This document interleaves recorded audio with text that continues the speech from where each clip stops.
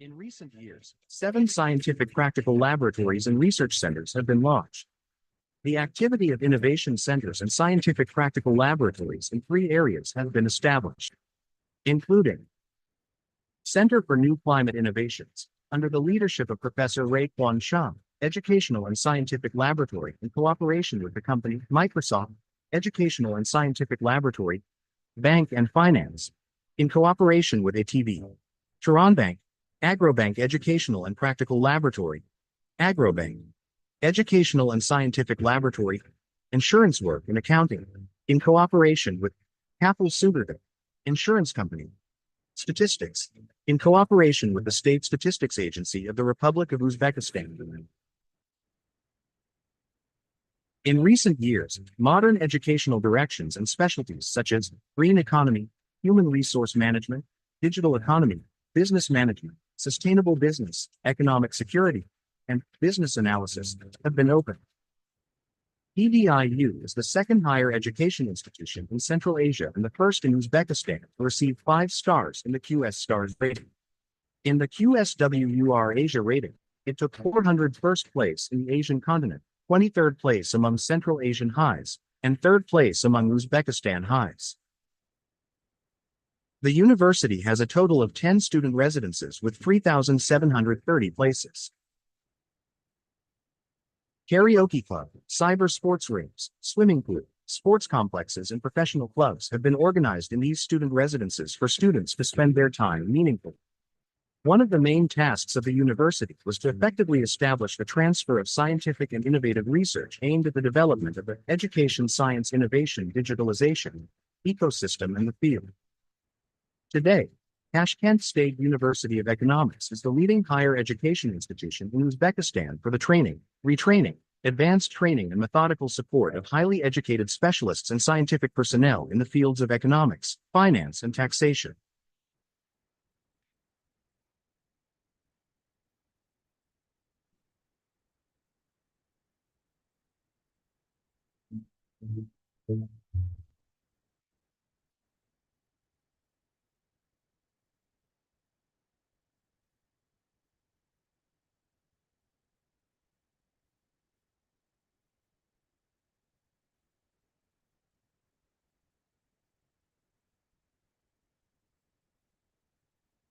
Tashkent State University of Economics is the largest base higher education organization in Uzbekistan that prepares qualified personnel in the field of economy, banking, finance, and taxation.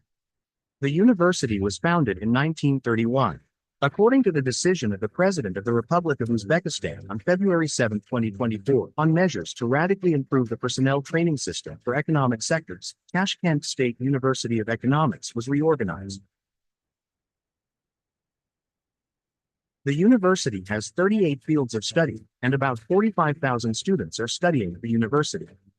There are also 2 academic lyceums and 6 technical schools under the university. About 2,500 professors and teachers work at the university. The indicator of scientific potential is 60%. The university library fund is rich in literature, consisting of 80,000 titles and 500,000 copies of literature. The development of the Tashkent State University of Economics in recent years reflects the desire to improve the quality of education, use innovative approaches, and provide students with modern and practical skills. The university makes an important contribution to the economic and social development of Uzbekistan through its academic and scientific activities.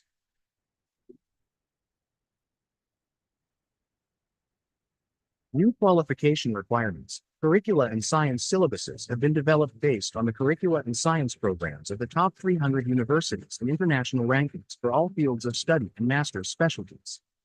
These include the University of Barcelona in Spain, the London School of Economics in Great Britain, the University of Manchester, the University of Valencia in Spain, and the University of Surrey in Great Britain.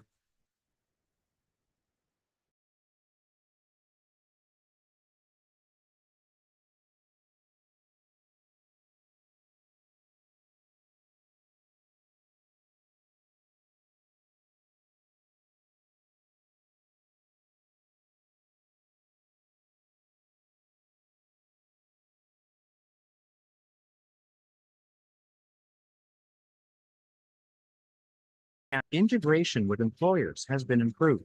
In recent years, 7 scientific practical laboratories and research centers have been launched.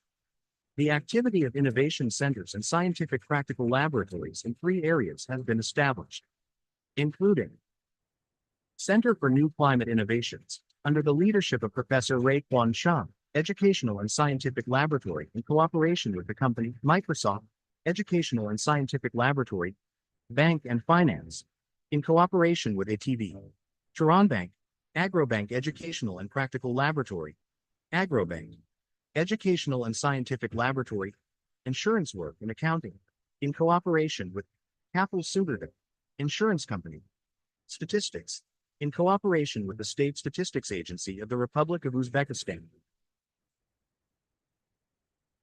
In recent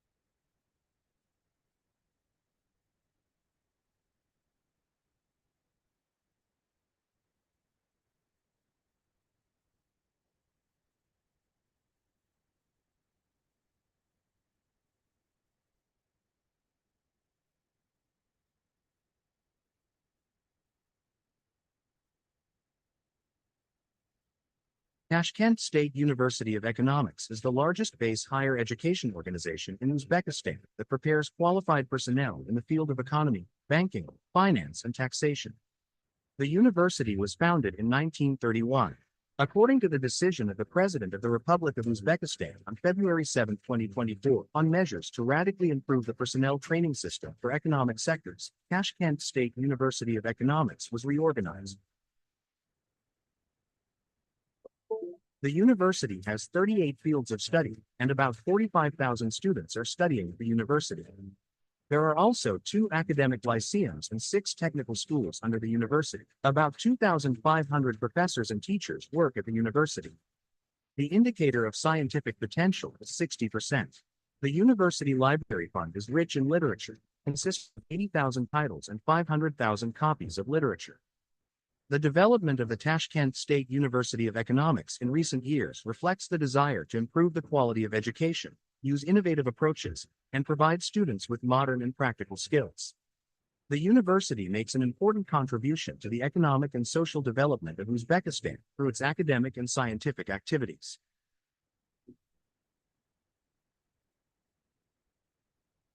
New qualification requirements, curricula and science syllabuses have been developed based on the curricula and science programs of the top 300 universities in international rankings for all fields of study and master's specialties. These include the University of Barcelona in Spain, the London School of Economics in Great Britain, the University of Manchester, the University of Valencia in Spain, and the University of Surrey in Great Britain. Joint educational programs organized in cooperation with Great Britain, Austria, Indonesia, Russia, and Belarus are also operating at the university. The management structure of the university has been improved, taking into account international experiences. Educational and methodological activities have been radically reformed. The registrar's office has been established in order to eliminate unnecessary distractions in providing services to students. Integration with employers has been improved. In recent years, 7 scientific practical laboratories and research centers have been launched.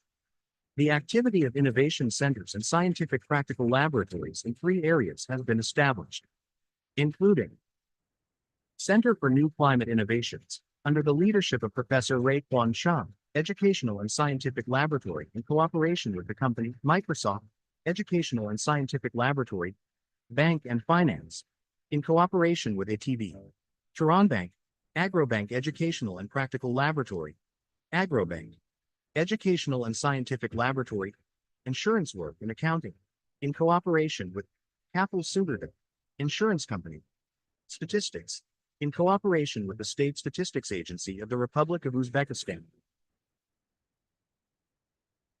In recent years, modern educational directions and specialties such as green economy, human resource management, digital economy, business management, sustainable business, economic security, and business analysis have been opened. TDIU is the second higher education institution in Central Asia and the first in Uzbekistan to receive 5 stars in the QS Stars rating. In the QSWUR Asia rating, it took 401st place in the Asian continent, 23rd place among Central Asian highs, and 3rd place among Uzbekistan highs. The university has a total of 10 student residences with 3,730 places. Karaoke club, cyber sports rooms, swimming pool, sports complexes and professional clubs have been organized in these student residences for students to spend their time meaningfully. One of the main tasks of the university was to effectively establish the transfer of scientific and innovative research aimed at the development of the education science innovation digitalization ecosystem in the field. Today, Tashkent State University of Economics is the leading higher education institution in Uzbekistan for the training, retraining, advanced training and methodical support of highly educated specialists and scientific personnel in the fields of economics, finance and taxation.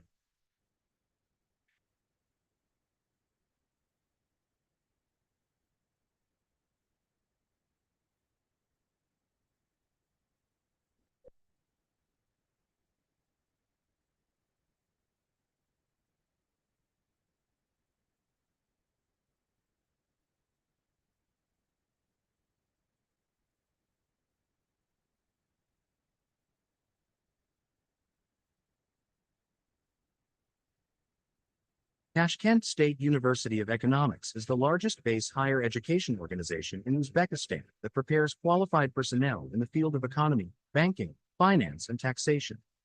The university was founded in 1931. According to the decision of the President of the Republic of Uzbekistan on February 7, 2024, on measures to radically improve the personnel training system for economic sectors, Tashkent State University of Economics was reorganized. The university has 38 fields of study, and about 45,000 students are studying at the university. There are also 2 academic lyceums and 6 technical schools under the university. About 2,500 professors and teachers work at the university. The indicator of scientific potential is 60%. The university library fund is rich in literature, consisting of 80,000 titles and 500,000 copies of literature. The development of the Tashkent State University of Economics in recent years reflects the desire to improve the quality of education, use innovative approaches, and provide students with modern and practical skills. The university makes an important contribution to the economic and social development of Uzbekistan through its academic and scientific activities.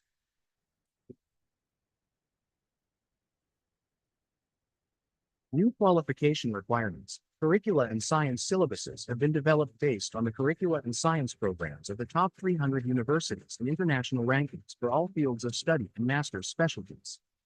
These include the University of Barcelona in Spain, the London School in Great Britain, the University of Manchester, the University of Valencia in Spain, and the University of Surrey in Great Britain.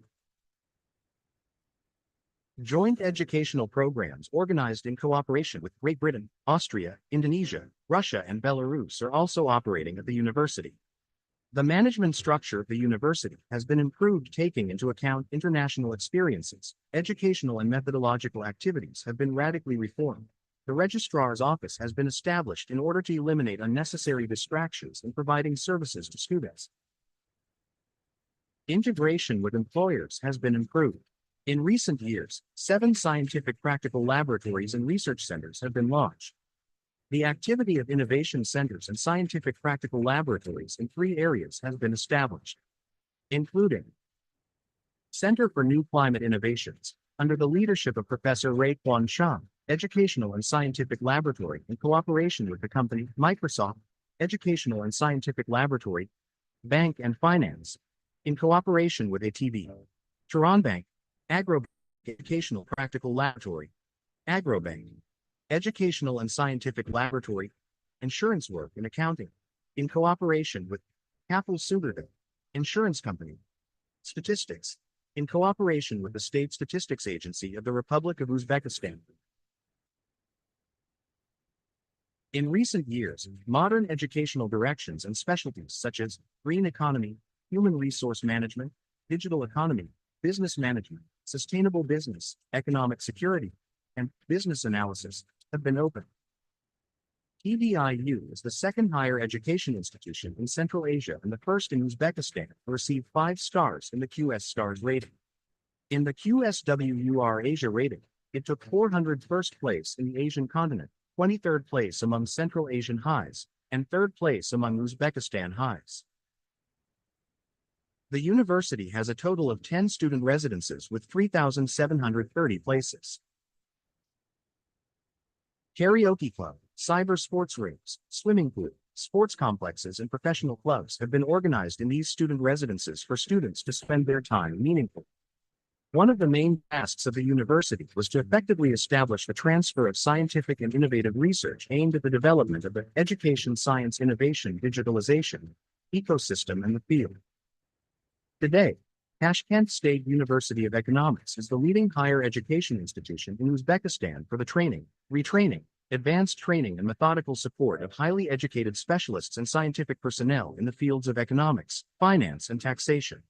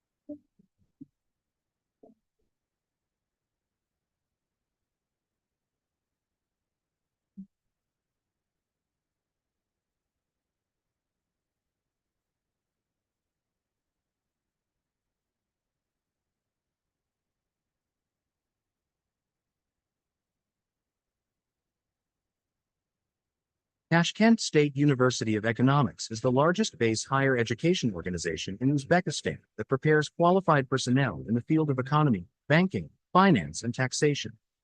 The university was founded in 1931. According to the decision of the President of the Republic of Uzbekistan on February 7, 2024, on measures to radically improve the personnel training system for economic sectors, Tashkent State University of Economics was reorganized. The university has 38 fields of study, and about 45,000 students are at the university. There are also 2 academic lyceums and 6 technical schools under the university. About 2,500 professors and teachers work at the university. The indicator of scientific potential is 60%. The university library fund is rich in literature, consisting of 80,000 titles and 500,000 copies of literature. The development of the Tashkent State University of Economics in recent years reflects the desire to improve the quality of education, use innovative approaches, and provide students with modern and practical skills. The university makes an important contribution to the economic and social development of Uzbekistan through its academic and scientific activities.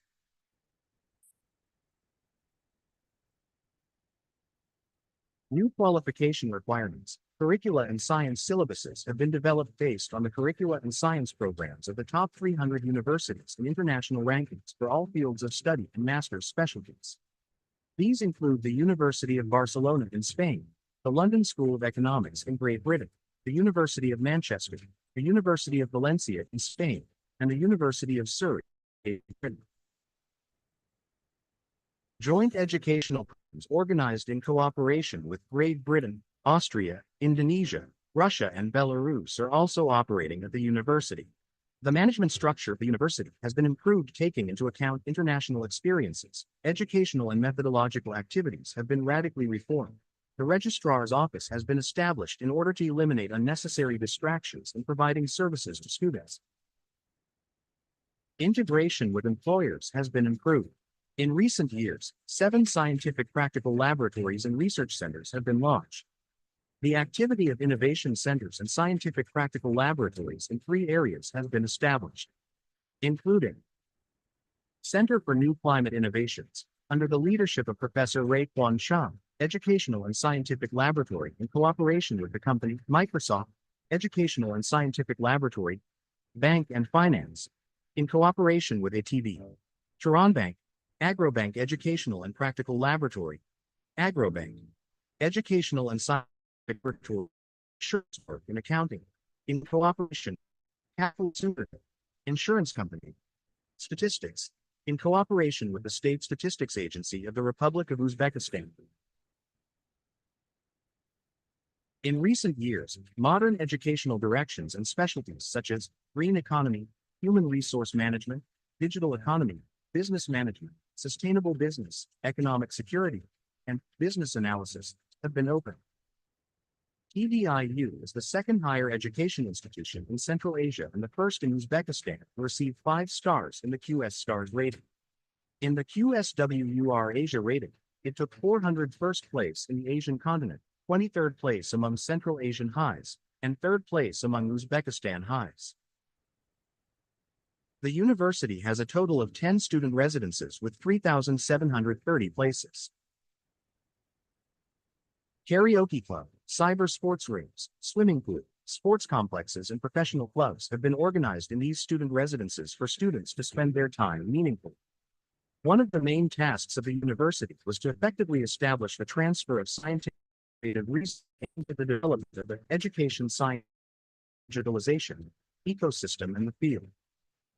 Today, Tashkent State University of Economics is the leading higher education institution in Uzbekistan for the training, retraining, advanced training, and methodical support of highly educated specialists and scientific personnel in the fields of economics, finance, and taxation.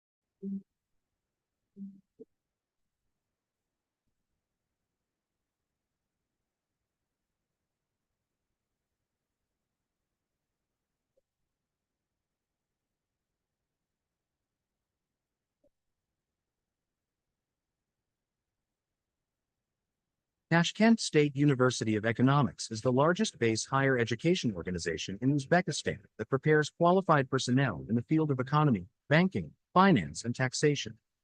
The university was founded in 1931. According to the decision of the President of the Republic of Uzbekistan on February 7, 2024, on measures to radically improve the personnel training system for economic sectors, Tashkent State University of Economics was reorganized. The university has 38 fields of study, and about 45,000 students are studying at the university. There are also 2 academic lyceums and 6 technical schools under the university. About 2,500 professors and teachers work at the university. The indicator of scientific potential is 60%. The university library fund is rich in literature, consisting of 80,000 and 500,000 copies of literature. The development of the Tashkent State University of Economics in recent years reflects the desire to improve the quality of education, use innovative approaches, and provide students with modern and practical skills. The university makes an important contribution to the economic and social development of Uzbekistan through its academic and scientific activities.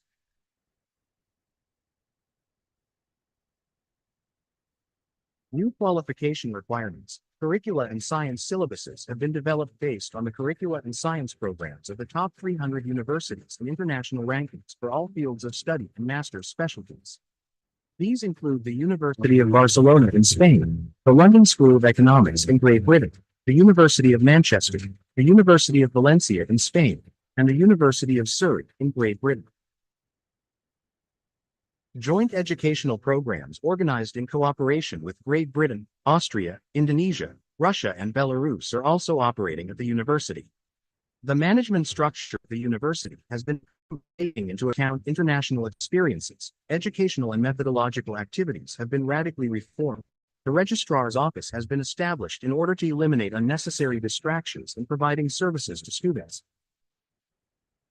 Integration with employers has been improved. In recent years, 7 scientific practical laboratories and research centers have been launched. The activity of innovation centers and scientific practical laboratories in 3 areas have been established, including Center for New Climate,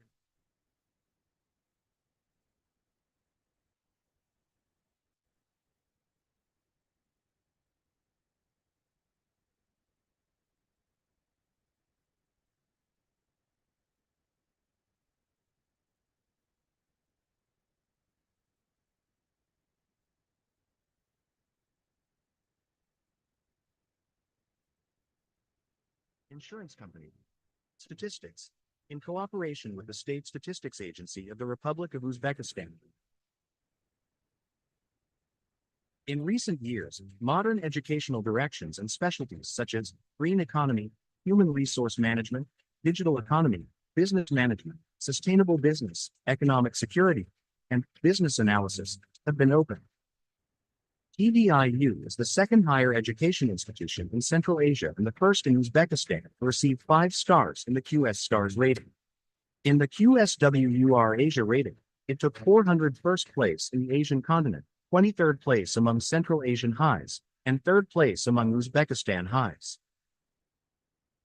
The university has a total of 10 student residences with 3,730 places. Karaoke club, cyber sports rings, swimming pool, sports complexes, and professional clubs have been organized in these student residences for students to spend their time meaningfully. One of the main tasks of the university was to effectively establish a transfer of scientific and innovative research aimed at the development of the education science innovation digitalization ecosystem in the field.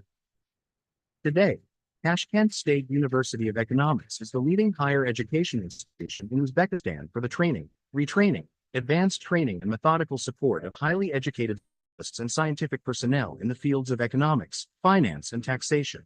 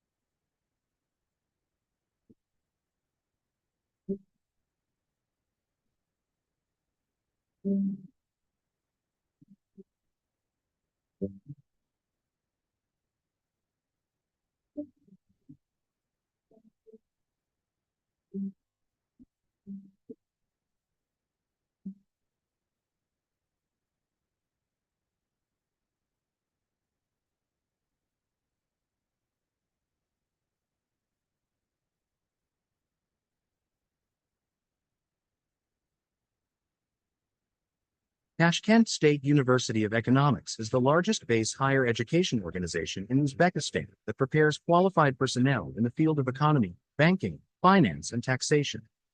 The university was founded in 1931. According to the decision of the President of the Republic of Uzbekistan on February 7, 2024, on measures to radically improve the personnel training system for economic sectors, Tashkent State University of Economics was reorganized. The university has 38 fields of study, and about 45,000 students are studying at the university. There are also 2 academic lyceums and 6 technical schools under the university. About 2,500 professors and teachers work at the university. The indicator of scientific potential is 60%. The university library fund is rich in literature, consisting of 80,000 titles and 500,000 copies of literature. The development of the Tashkent State University of Economics in recent years reflects the desire to improve the quality of education, use innovative approaches, and provide students with modern and practical skills. The university makes an important contribution to the economic and social development of Uzbekistan through its academic and scientific activities.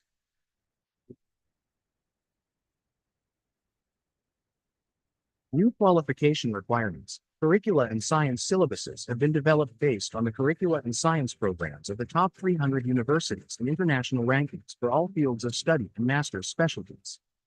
These include the University of Barcelona in Spain, the London School of Economics in Great Britain, the University of Manchester, the University of Valencia in Spain, and the University of Surrey in Great Britain. Joint educational programs organized in cooperation with Great Britain, Austria, Indonesia, Russia, and Belarus are also operating at the university. The management structure of the university has been improved, taking into account international experiences. Educational and methodological activities have been radically reformed. The registrar's office has been established in order to eliminate unnecessary distractions in providing services to students. Integration with employers has been improved. In recent years, 7 scientific practical laboratories and research centers have been launched. The activity of innovation centers and scientific practical laboratories in 3 areas has been established, including Center for New Climate Innovations, under the leadership of Professor Ray Kwan Shang, Educational and Scientific Laboratory in cooperation with the company Microsoft, Educational and Scientific Laboratory, Bank and Finance, in cooperation with ATV. Turanbank, Agrobank Educational and Practical Laboratory, Agrobank, Educational and Scientific Laboratory, Insurance Work and Accounting, in cooperation with Kafel Sugurda, Insurance Company, Statistics, in cooperation with the State Statistics Agency of the Republic of Uzbekistan. In recent years, modern educational directions and specialties such as green economy, human resource management, digital economy, business management, sustainable business, economic security, and business analysis have been opened. EDIU is the second higher education institution in Central Asia and the first in Uzbekistan to receive 5 stars in the QS Stars rating. In the QSWUR Asia rating, it took 401st place in the Asian continent, 23rd place among Central Asian highs, and 3rd place among Uzbekistan highs. The university has a total of 10 student residences with 3,730 places. Karaoke club, cyber sports rooms, swimming pool, sports complexes and professional clubs have been organized in these student residences for students to spend their time meaningfully. One of the main tasks of the university was to effectively establish a transfer of scientific and innovative research aimed at the development of the education science innovation digitalization ecosystem in the field.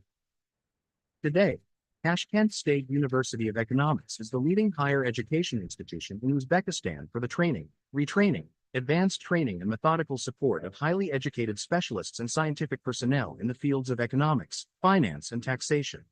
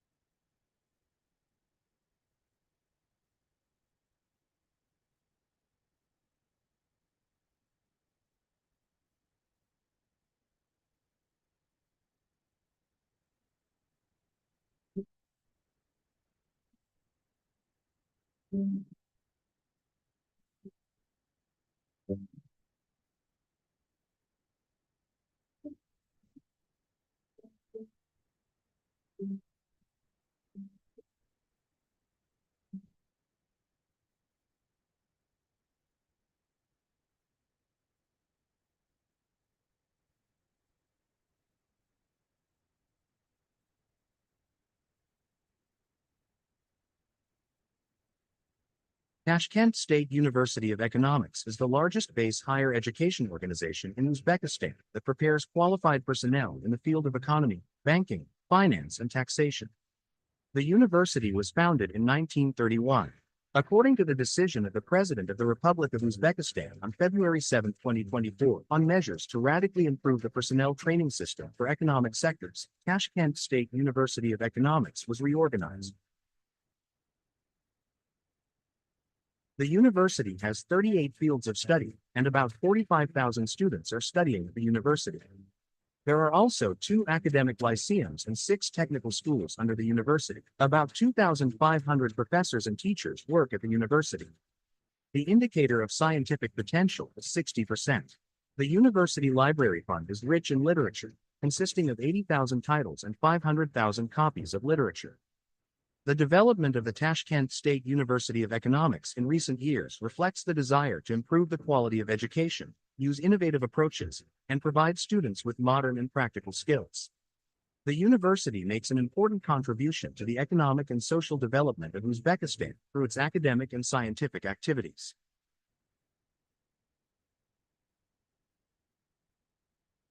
New qualification requirements, curricula and science syllabuses have been developed based on the curricula and science programs of the top 300 universities in international rankings for all fields of study and master's specialties. These include the University of Barcelona.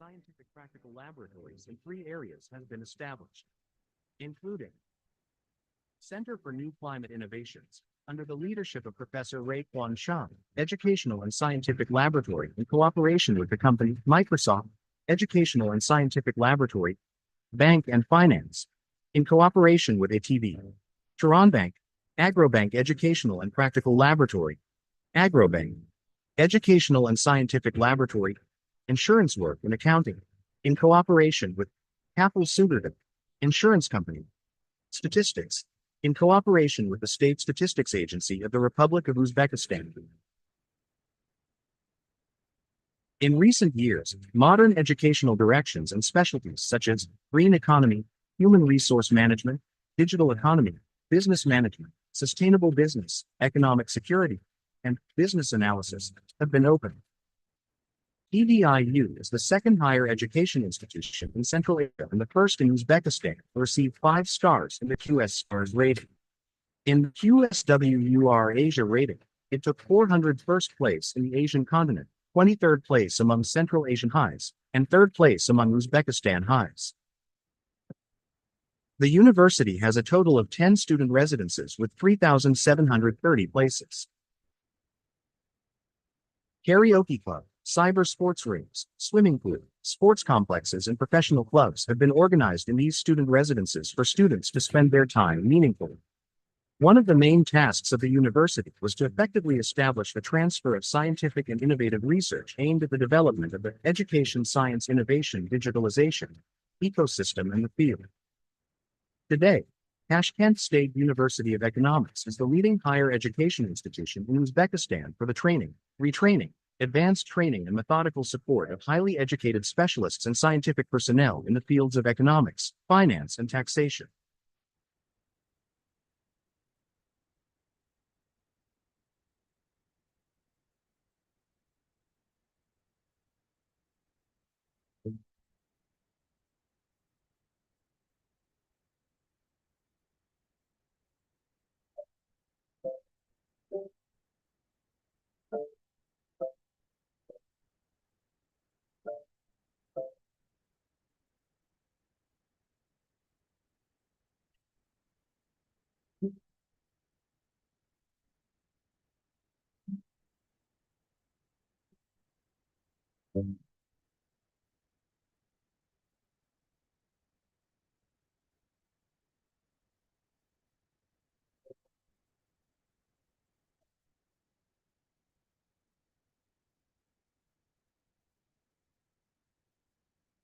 Tashkent State University of Economics is the largest base higher education organization in Uzbekistan that prepares qualified personnel in the field of economy, banking, finance, and taxation.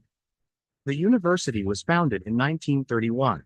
According to the decision of the President of the Republic of Uzbekistan on February 7, 2024, on measures to radically improve the personnel training system for economic sectors, Tashkent State University of Economics was reorganized. The university has 38 fields of study, and about 45,000 students are studying at the university. There are also 2 academic lyceums and 6 technical schools under the university. About 2,500 professors and teachers work at the university. The indicator of scientific potential is 60%. The university library fund is rich in literature, consisting of 80,000 titles and 500,000 copies of literature. The development of the Tashkent State University of Economics in recent years reflects the desire.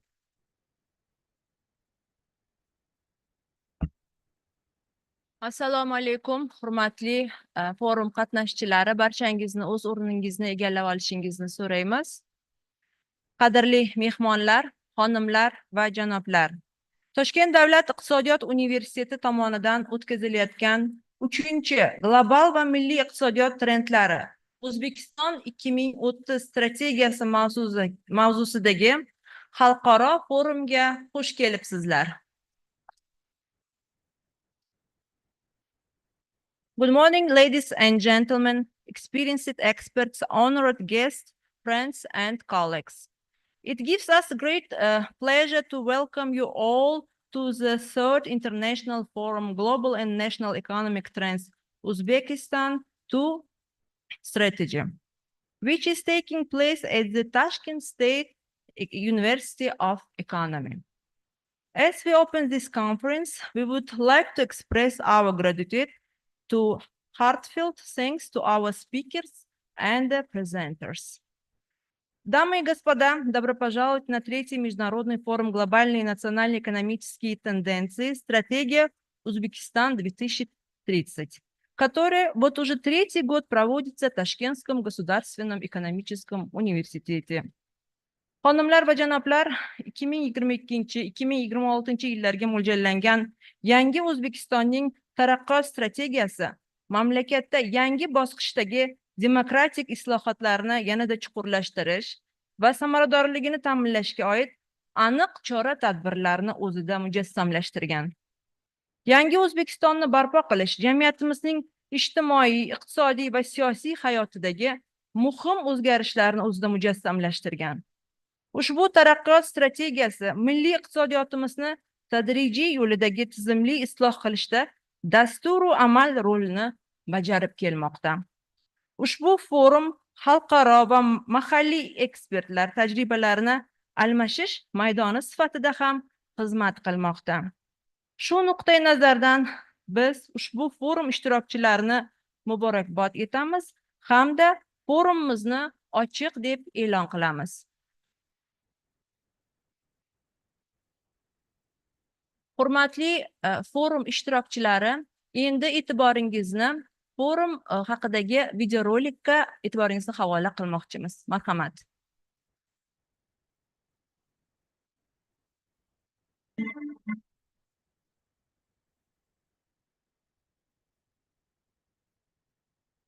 Toshkent davlat iqtisodiyot universitetida jahon va mamlakatimizning yuqori salohiyatli iqtisodchi olimlari, xalqaro toifadagi ekspertlarni o'zida jamlagan an'anaviy 3-global va milliy iqtisodiyot trendlari O'zbekiston 2030 strategiyasi xalqaro forumi bo'lib o'tishini ma'lum qilamiz. Toshkent davlat iqtisodiyot universitetida har yili o'tkazilayotgan katta formatdagi mazkur forum xalqaro va milliy ekspertlarning ilmiy g'oyalari hamda ilmiy amaliy tajriba almashinuvi platformasini yaratishga qaratilgan. Forum joriy yilning 17-18 oktyabr kunlari bo'lib o'tadi va unda Amerika Qo'shma Shtatlari, Buyuk Britaniya, Turkiya, Rossiya, Malayziya, Hindiston, Bolgariya, Chexiya, Janubiy Koreya kabi dunyoning 10dan ortiq mamlakatlardan xalqaro toifadagi mutaxassislar ishtirok etishi ko'zda tutilgan. Forum doirasida xalqaro yoshlar festivali, talabalar, yosh olimlar o'rtasida loyiha, startap, maqolalar tayyorladi. Fan olimpiadalar ham o'tkaziladi va talaba yoshlar uchun takrorlanmas imkoniyatlarni taqdim etadi. Forum bo'yicha batafsil ma'lumotlarni universitetning rasmiy sayti va ijtimoiy tarmoqlardagi sahifalari hamda forumning rasmiy saytidan olishingiz mumkin.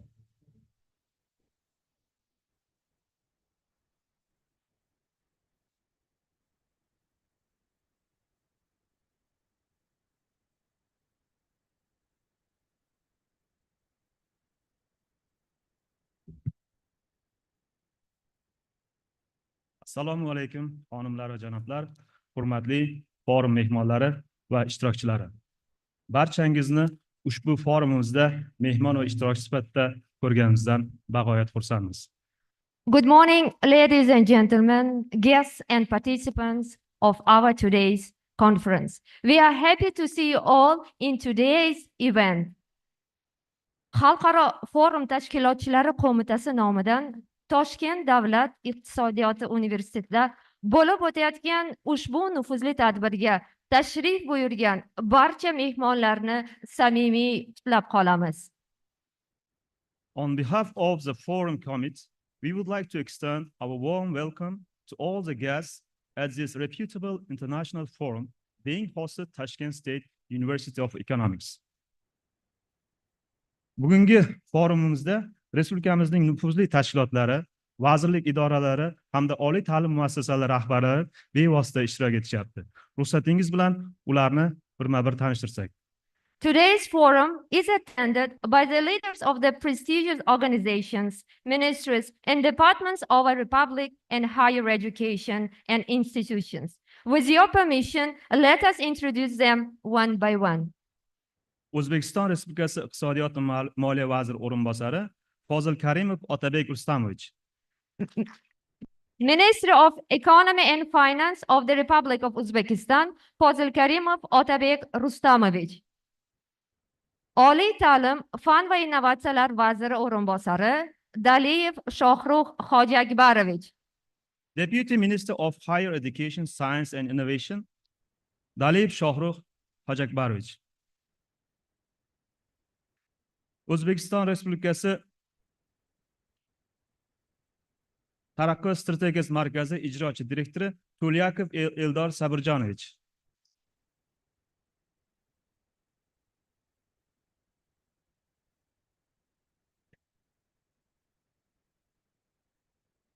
Rector of Russian Economic University in Tashkent, Academician of the Science of Academy of the Republic of Uzbekistan, Abdurahmanov Kalandar Pajayevich. Taraqqiyot strategiyasi markazining ijrochi direktori To'lakov Eldor Sabirjonovich. To'lakov Eldor Sabirjonovich, Executive Director of the Development Strategy Center. Rector of University of Journalism and Mass Communication, Sherzodxon Qudratxo'ja Tajiddin o'g'li. O'zbekiston Respublikasi Senati a'zosi Gadoyev Erkin Fayziyevich. Member of Senate of the Republic of Uzbekistan, Gadoyev Erkin Fayziyevich. Turonbank aksiyadorlik tijorat banki boshqaruv raisi Mirzayev Chori Saidbekovich. Chori Saidbekovich Mirzayev, Chairman of the Board of the Turon Bank, Joint Stock Commercial Bank. Rector of Tashkent State University of Economics, Teshaboyev To'lqin Zakirovich. Teshaboyev To'lqin Zakirovich, Toshkent davlat iqtisodiyot universiteti rektori.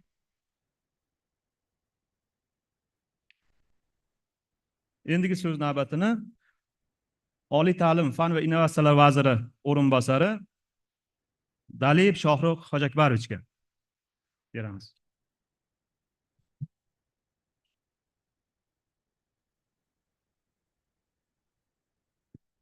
Avvalambor, assalomu alaykum, aziz mehmonlar, hurmatli ustozlar, qadrli forum ishtirokchilari. Ushbu muhim tadbirda ishtirok etayotgan xorijiy mehmonlarimiz, professorlarimizni ko'rganimizdan g'oyat mamnunmiz, chuqur minnatdorchilik bildiramiz. Shuni aytishim joizki, sizning bugungi forumda ishtirokingiz va tajriba almashishingiz O'zbekistonning ilmiy salohiyatini yanada rivojlantirish yo'lida katta ahamiyatga ega desak mubolag'a bo'lmaydi.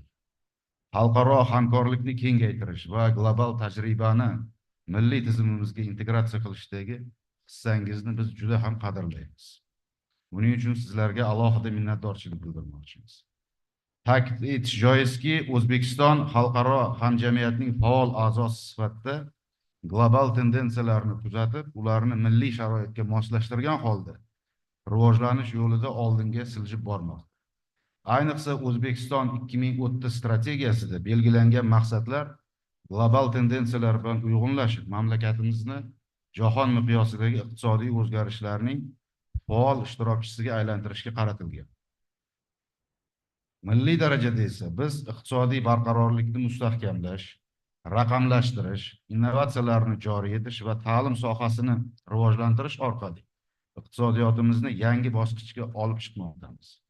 Ushbu jarayonda ilmiy tadqiqotlar, fan va texnika sohasidagi innovatsion loyihalar muhim ahamiyat kasb etadi.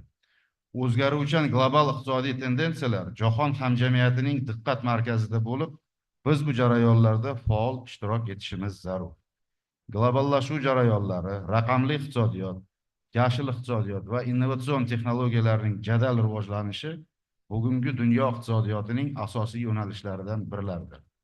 O'zbekiston ham bu jarayonlarga mos ravishda o'z strategiyasini takomillashtirib, global tendensiyalardan ilgarilab bormoqda. Bugungi forumimiz biz uchun o'zaro tajriba almashish, xalqaro hamkorlikni mustahkamlash va kelajak uchun yangi strategiyalarni belgilash imkoniyati. Yangi iqtisodiy yo'nalishlar, global innovatsiyalar va milliy iqtisodiy ehtiyojlar bizning bosh maqsadimiz desak to'g'ri bo'ladi. Global miqyosda raqamli iqtisodiyotning tez sur'atlar bilan rivojlanayotgani va innovatsiyalar har qanday davlat uchun asosiy iqtisodiy omillardan biri bo'lib kelmoqda. Jahon iqtisodiyotining raqamlashtirish sur'ati yiliga 15% ga yetib, 2030-yilga borib, global iqtisodiyotning 30%ni tashkil etishi kutilmoqda. O'zbekiston ham bu jarayonlarga raqamli O'zbekiston 2030 davlat dasturi orqali faol qo'shilib, raqamli infratuzilmani rivojlantirishga qariyb $2 milliard ajratishni rejalashtirgan. Shuningdek, ta'lim va ilm fanning o'sishi iqtisodiy barqarorlikning garovidir. Muhtaram Prezidentimiz ta'kidlaganlaridek, yuqori malakali kadrlar tayyorlash bu kelajakda barqaror iqtisodiy o'sishning asosi.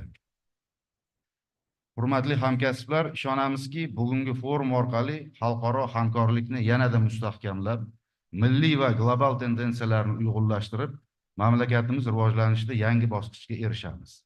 Endi yana bir narsani aytmoqchimanki, hurmatli hamkasblar, mana bugungi forumimiz 3-marotaba mazkur dargohda Toshkent davlat iqtisodiyot universitetida bo'layotgan ekan.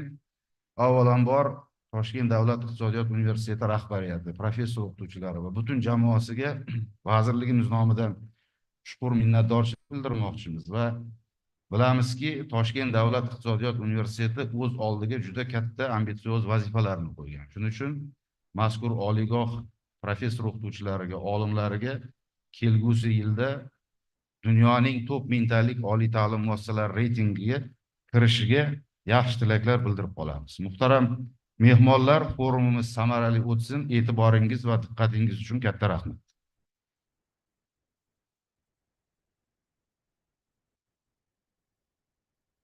Endigi tabrik so'zi uchun navbatni O'zbekiston Respublikasi Iqtisodiyot va Moliya vaziri birinchi o'rinbosari Foziljonov Otabek Rustamovichga marhamat. Deputy Minister of Economy and Finance of Republic of Uzbekistan, Fozil Karimov Otabek Rustamovich.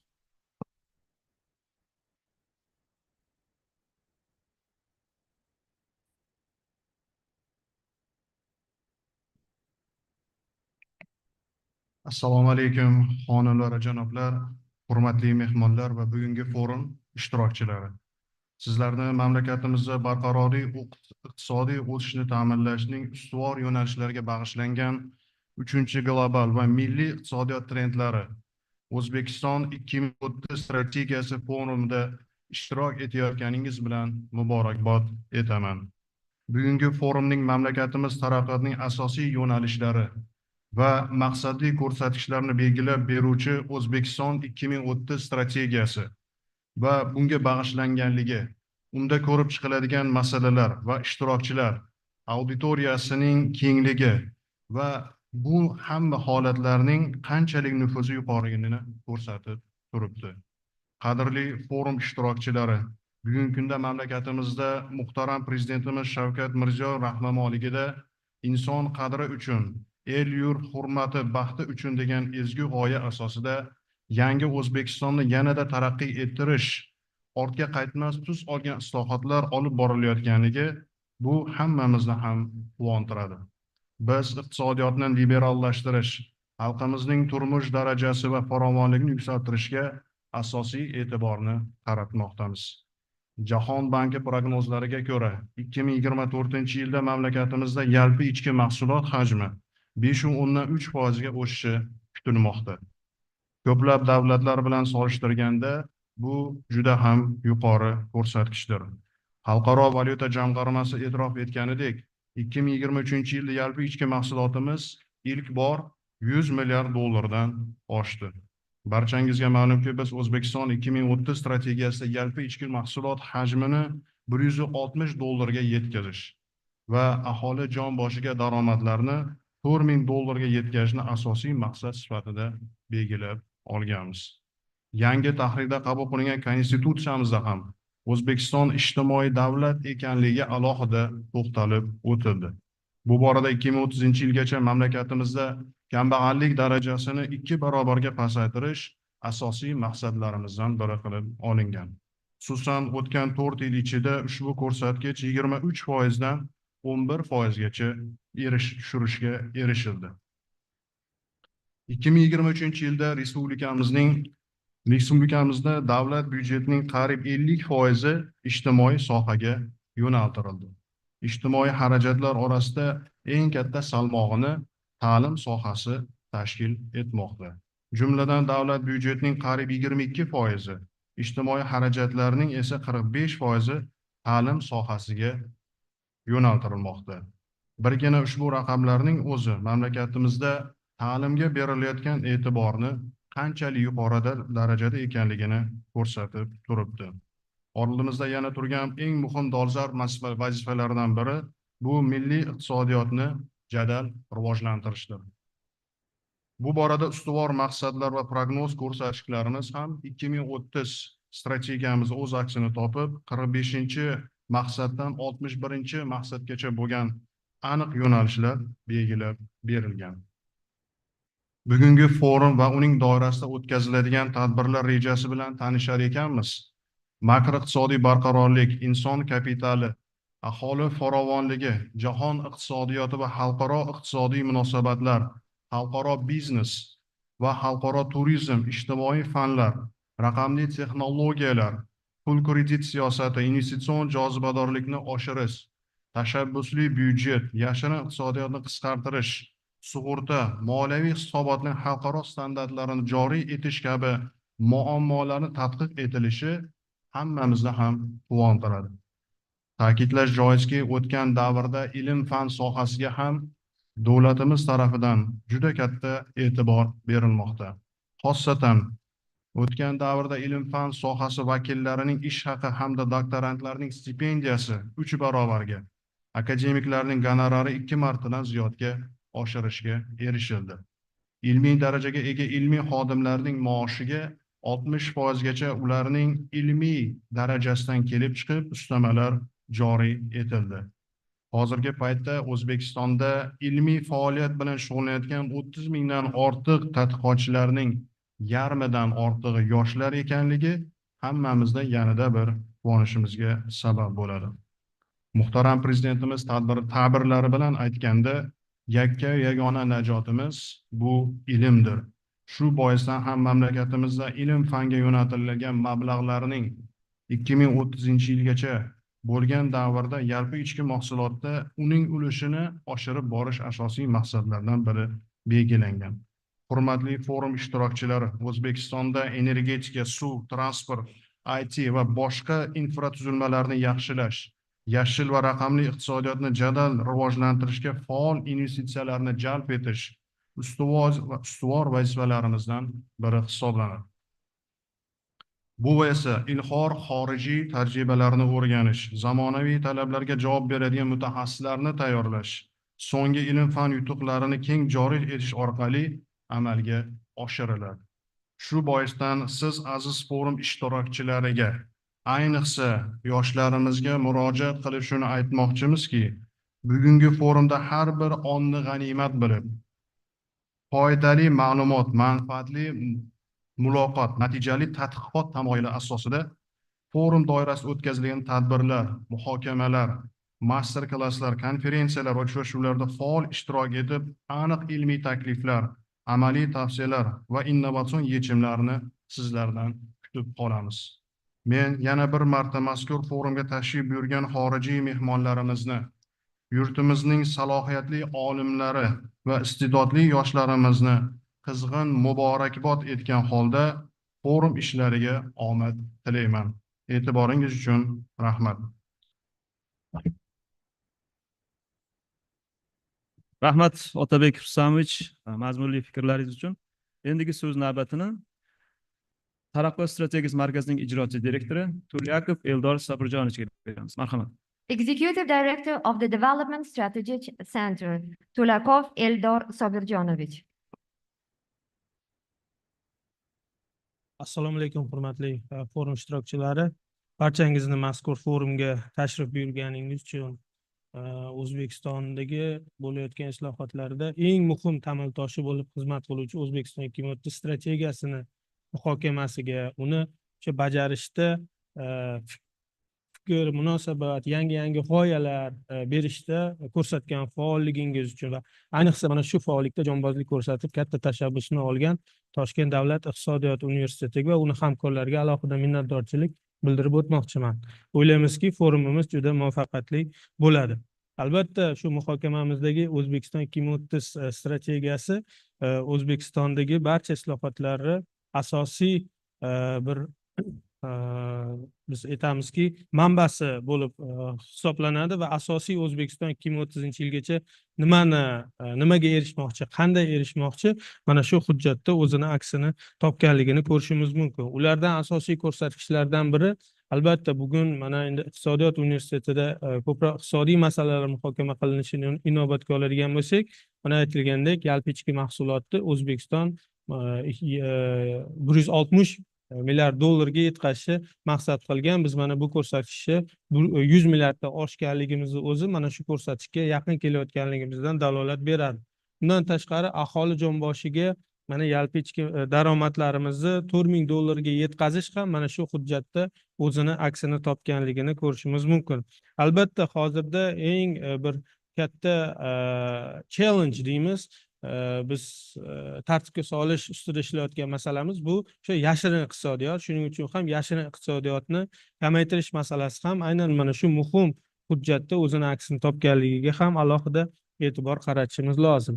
Bundan tashqari, mana shu barqaror rivojlanishda, chet eldan investitsiyalarni jalb qilishda, mahalliy investorlarni qo'llab-quvvatlashda albatta soliq ma'murchiligini tartibga solish ham alohida muhim ahamiyat kasb etadi. Shuning uchun ham mazkur masala mana strategik ahamiyatga ega bo'lgan O'zbekiston 2030 strategiyasida ham o'zini aksini topganligini ko'rishimiz mumkin. Bundan tashqari, biz albatta mana shu jarayonda aholimiz uchun yangilik bo'lgan o'sha IPOda aholimizni ishtirokini ta'minlashga qaratilgan choralar ko'rishni belgilaganligimiz, ayniqsa mana shunaqangi anjumanlar, mana shu yangi institutlarni, umuman dunyoda bu yangi emas, lekin aholimiz uchun yangiligidan kelib chiqib, aholimizni haqiqatda mana shu maqsadda erishish uchun qanday jalb qilishimiz mumkinligi borasida o'ylaymizki, yaxshi tashabbuslar bo'ladi. Bundan tashqari, asosiy ko'rsatkichlarimiz qatorida biz mana iqtisodiyotga 250 milliard dollar, undan shu 110 milliard dollarlik investitsiyani mamlakatimizga jalb qilishi mana muhim hujjat ko'rsatganligini ko'rishimiz mumkin asosiy maqsad sifatida. Bu juda katta ko'rsatkich, chunki chet eldan ham mana shu 110 milliard dollarni jalb qilish mana shunaqangi muhokamalarda yangi g'oyalarni ishlab chiqish talab qiladi. Chunki 110 milliardlik dollarni chet eldan mana bizani mamlakatga jalb qilish uchun albatta mana shu islohotlarga katta ishonch, mana shu islohotlarda o'zini namoyon etadigan shu investorlar bo'lish kerakligini, mana shu jarayonda tizim, ham qonun, ham davlat xizmatlari juda yaxshi, samarali ishlashini talab qiladi va o'ylaymanki, mana shunaqangi anjumanlar aynan mana shu O'zbekiston 2030 strategiyasida belgilangan maqsadlarga erishishda katta zamin yaratadi, katta bir meva bo'ladi. Shu munosabat bilan mazkur tadbirda yana bir bor qatnashayotganlarga, ayniqsa mana shu chet eldan tashrif buyurgan bizning hamkorlarimizga alohida minnatdorchilik bildirgan holda forum ishida omad tilab qolaman. Rahmat, e'tiborga. Katta rahmat Eldor Sabirjonovich bildirgan fikrlaringiz hamda tilaklaringiz uchun. Endigi so'z navbatini O'zbekiston Respublikasi Davlat kadastrlar palatasi raisi Valiyev Mohir Kamalovichga. Marhamat. Chairman of the State Cadastre Office, Valiyev Mohir Kamalovich. Assalomu alaykum aziz ustozlar, aziz mehmonlar, hurmatli forum ishtirokchilari. 3-global va milliy iqtisodiyot trendlari O'zbekiston 2030 strategiyasi xalqaro forumini biz o'zimiz sohamizda qanday ishtiroki bor, iqtisodiyotda qanday chambarchas bog'liqligi bor sifatida taklif qilinganimiz uchun universitet rahbariyatiga minnatdorchilik bildiramiz. Hozirgi kunda mana 2030 yil strategiyasi tasdiqlanganiga ham 1 yildan oshgan bo'lsa, umuman respublikada davlat idorasi bo'ladimi, umuman iqtisodiyotning barcha jabhalari bu strategiyani o'zini ichida qamrab olgan.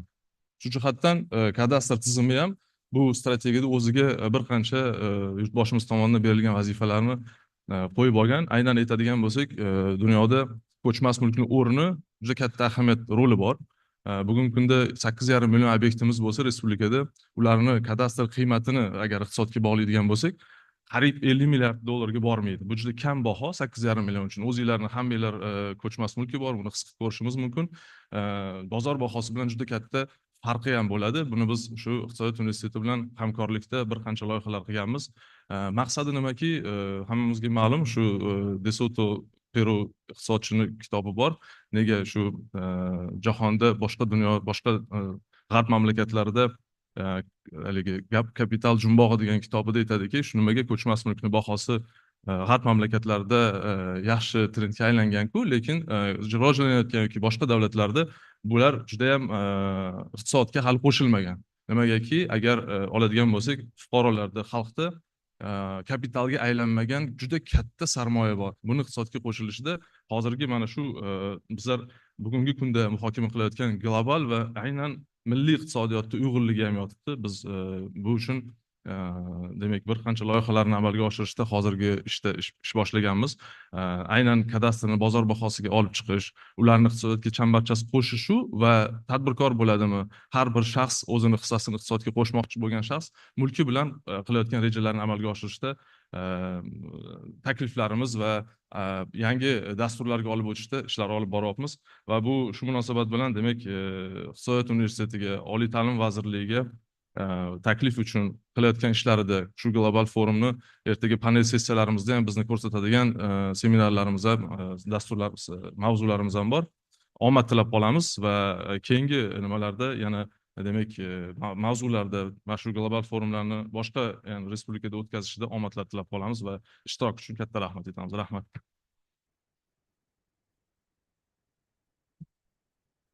Mamnuniyat bilan navbatdagi so'zni O'zbekiston Respublikasi Senati a'zosi Gadoyev Erkin Fayziyevichga beramiz. Marhamat.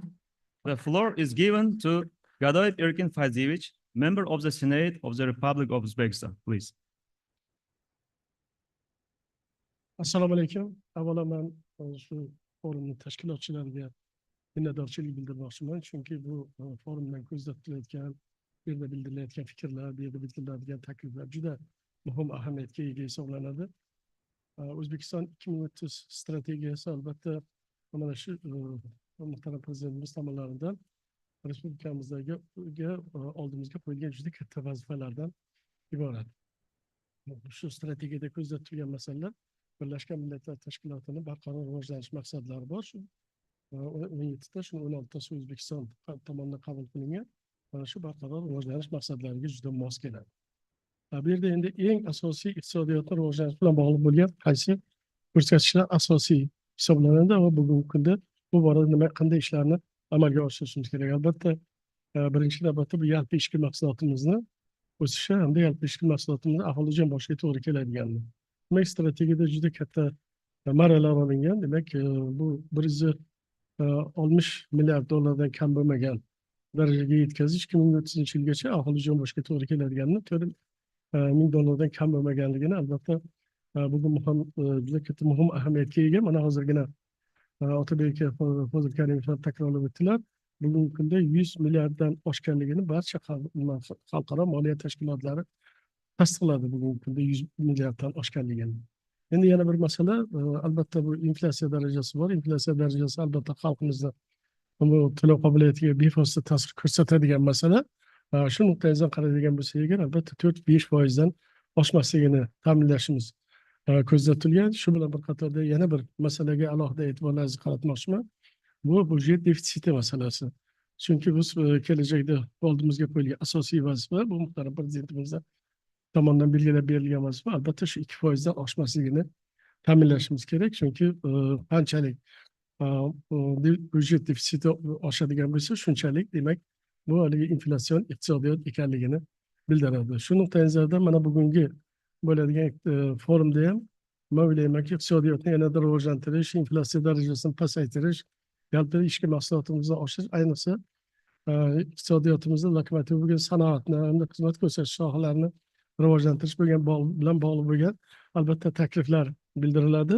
Men o'ylaymanki, bu takliflar kelajakda mana shu iqtisodiyotimizni yanada rivojlanishiga olib keladi. Yana bitta masalaga men e'tiborlaringizni qaratmoqchiman. Yaqindagina muhtaram prezidentimiz tomonidan imzolandi kreativ iqtisodiyot to'g'risidagi O'zbekiston Respublikasi qonuni.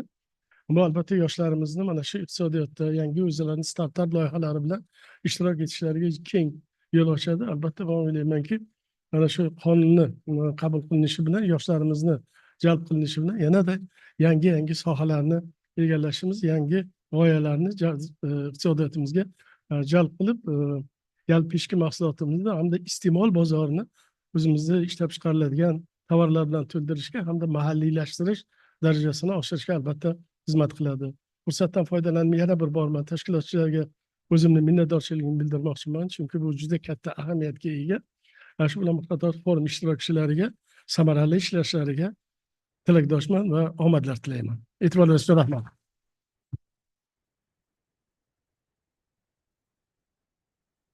Endigi so'z navbati Turonbank aksionerlik tijorat banki boshqaruv raisi Mirzayev Chori Saidbekovichga beriladi. Marhamat. Now the floor is given to Chori Saidbekovich Mirzayev, Chairman of the Board of Turonbank Joint Stock Commercial Bank. Please.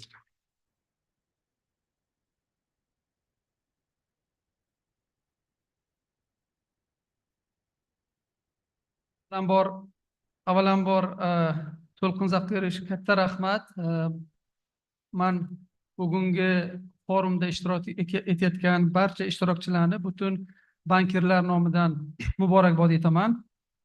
Qolaversa, shu kun tartibini ko'rib men bitta narsadan xursand bo'ldim. Men o'zim Toshkent davlat iqtisodiyot universitetini bitirganman 94-yil va 1 yil shu Amerika Qo'shma Shtatlariga o'qishga imkoniyati bo'lganda Amerika Qo'shma Shtatlariga o'qiganman-da, lekin asosiy menga turtki bergan va yordam bergan mana shu bizni Toshkent davlat iqtisodiyot universitetimiz bo'lgan. Shu kungacha biz har doim birgalikda hamkorlikda ishlab kelyapmiz. Bir jihatni ko'rib juda xursand bo'ldim. Mana hozir ma'ruzalar ichida Amerika Qo'shma Shtatlaridan, Buyuk Britaniyadan, Avstraliyadan, Rossiyadan juda bir katta nufuzli professorlarimiz kelib, o'zlarini o'sha birgalikda hamkorliklarni qilishga bildirilgan ko'rib juda xursand bo'ldim. Bu ham juda katta ahamiyatga ega.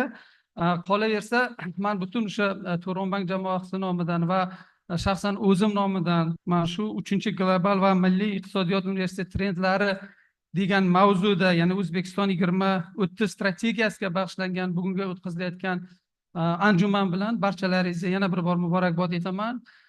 Ishtirokchilar ishlariga omad tilayman. Turonbank har doim Toshkent davlat iqtisodiyot universiteti bilan hamkorlikda ishlashda davom etadi. Ikkita jihatda men aytib o'tmoqchiman. Universitetda alohida maxsus xona tashkil qilganmiz. Uni ham maqsadi nima? O'sha ishlab chiqaruvchi bilan o'sha universitet orasidagi munosabatni kuchaytirish. Ikkinchidan, moliya universitetida ham alohida o'sha maxsus xonalar tashkil qilganmiz. Maqsadimiz yana o'sha yaxshi talabalarni, yaxshi o'sha tanlab olib banklarga jalb qilish. Mana bugungi kunda bizda 10% ga yaqin talabalarimiz Toshkent davlat iqtisodiyot universitetini bitirgan. Bu biz uchun faxr. Yana bir bor butun jamoamiz nomidan bugungi tashkilotchilarga rahmat deyman va forum ishtirokchilari ishlariga omad tilayman. Rahmat. Katta rahmat Chor Saidbekovich, sizning tashkilotingiz bilan universitetimiz o'rtasidagi hamkorlik aloqalari davom etadi deb umid qilamiz. Endigi so'z navbatini ruxsat bersanglar, yana nufuzli mehmonlardan biri ishtirok etyaptilar. Ya'ni Xudoyqulov Adham Yusupovich, ta'lim sohasidagi loyihalar ofisi direktori. Marhamat. Adham Xudoyqulov Yusupovich, Director of Project Office, Center for Projects in the Field of Education.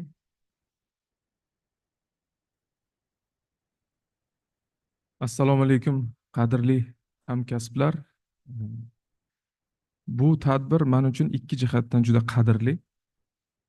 Birinchisi, bu tadbirda birinchi va ikkinchi qismida o'zim shu yerda moderatorlik qilib, tashkilotchilar bilan yelkama-yelka ishlab, buni o'tkazib, buni ahamiyati juda katta, shuning uchun.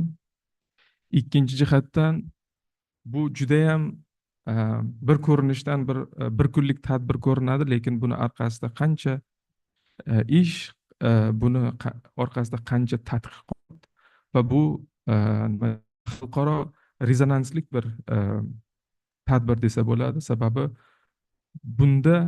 buni sessiyalarida muhokama qilinadigan mavzular, keyinchalik chop etiladigan maqolalarni ta'siri xalqaro darajada.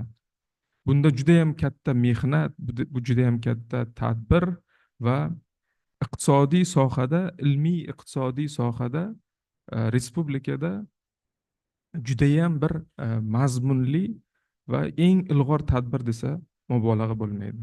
O'shaning uchun juda ham qadrli tadbir, juda ham mazmunli tadbir. Bu tadbirni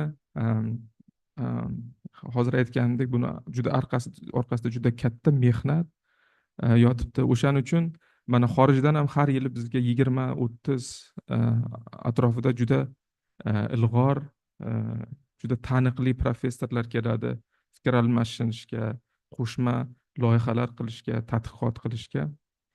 Bu tadbirni ishiga men har doim omad tilayman chin yurakdan.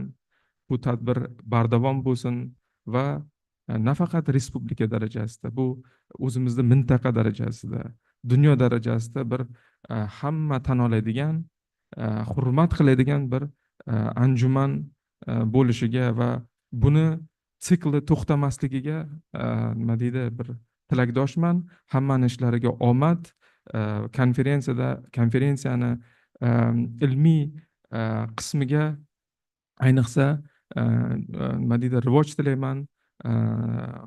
Bunaqa tadbirlarimiz ko'p bo'laversin va albatta xalqaro hamkorlarimizni ham ishlariga rivoj tilayman va hamkorligimiz mustahkam bo'laversin. Rahmat katta.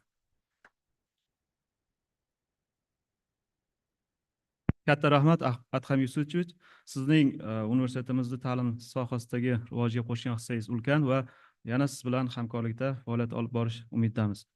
Endigi so'z navbatini Jurnalistika va ommaviy axborot kommunikatsiyalar universiteti rektori Sherzodxon Qudratxo'ja Tojiddin o'g'liga.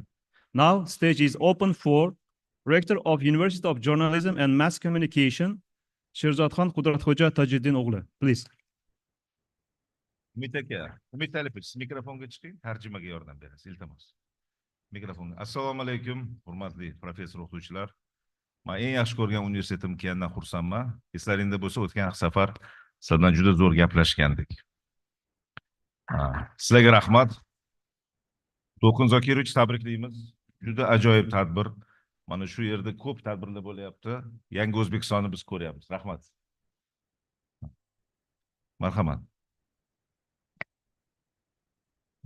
Hurmatli do'stlar, men bugun kechasi soat 2 da Urumchidan uchib keldim. Yoshim 51 kiryapti, lekin Xitoyga ko'p borgan ekanman. Urumchiga birinchi marta borishim. Shuning uchun menda O'zbekiston, dunyo, Xitoy va ko'p iqtisodiy bir narsalarni shu yo'lda tahlil qilishga imkon bo'ldi. Va sizlarga buni aytib bermoqchiman. Dear friends, today I arrived around 2 a.m. from China. Although I am 51 years old, but it was my first visit to Urumqi. Although I visited China several times, other cities, but Urumqi, Xinjiang Uyghur region, it was my first visit. And I had time to think about many things. Men jurnalistman, media insonman va iqtisod bizning nazarimizda juda murakkabdir. I am a journalist, and in my understanding, economics is a very complicated thing. Ko'pchilik oddiy odamlar iqtisodiyot desa ko'zini oldiga murakkab leksiyalar, murakkab jarayonlar, matematika, eng oliy algebra keladi va iqtisod to'g'risida qo'rqadi ochiq. Shuning uchun ham iqtisodiyot universitetiga uncha odam kirmaydi. Boshqa universitetlarga nisbatan. When a common person thinks about economy or economics, he thinks about it's a very difficult thing like algebra, a very deep scientific thing. And that's why not so many people are interested to enter universities which are specialized in economics. Lekin mana bizdan katta avlod SSR paytida politekonomiyani o'qigan. Biza Marks kapitalni o'qiganmiz. Va o'ylaymanki, bugungi kunda dunyoda bo'layotgan iqtisodiy jarayonlarni tahlil qilsak, ekonomika, iqtisodiyot unaqa og'ir fan emas. Undan qo'rqish kerak emas.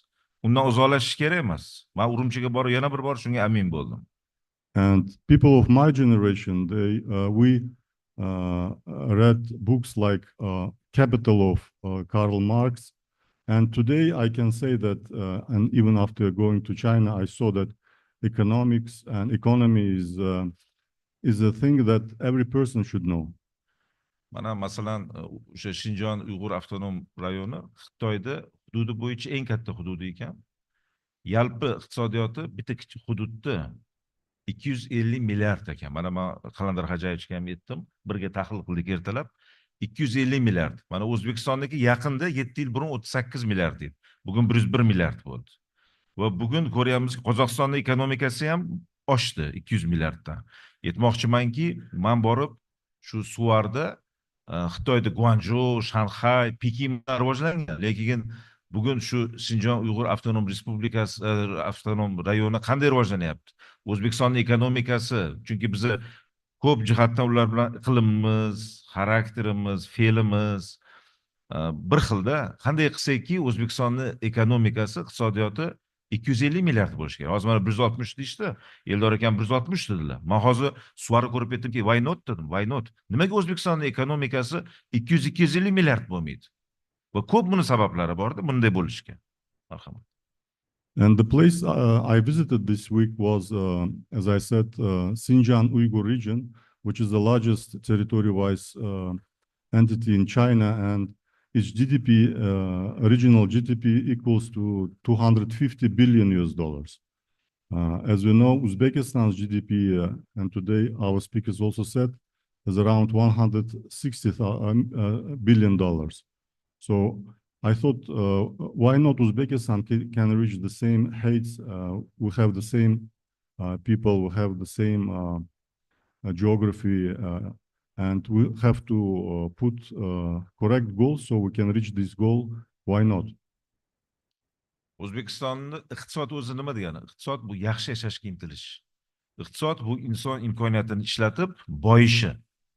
Biz bilasizlar, shu o'roqlar davrida boyishdan qo'rqdik.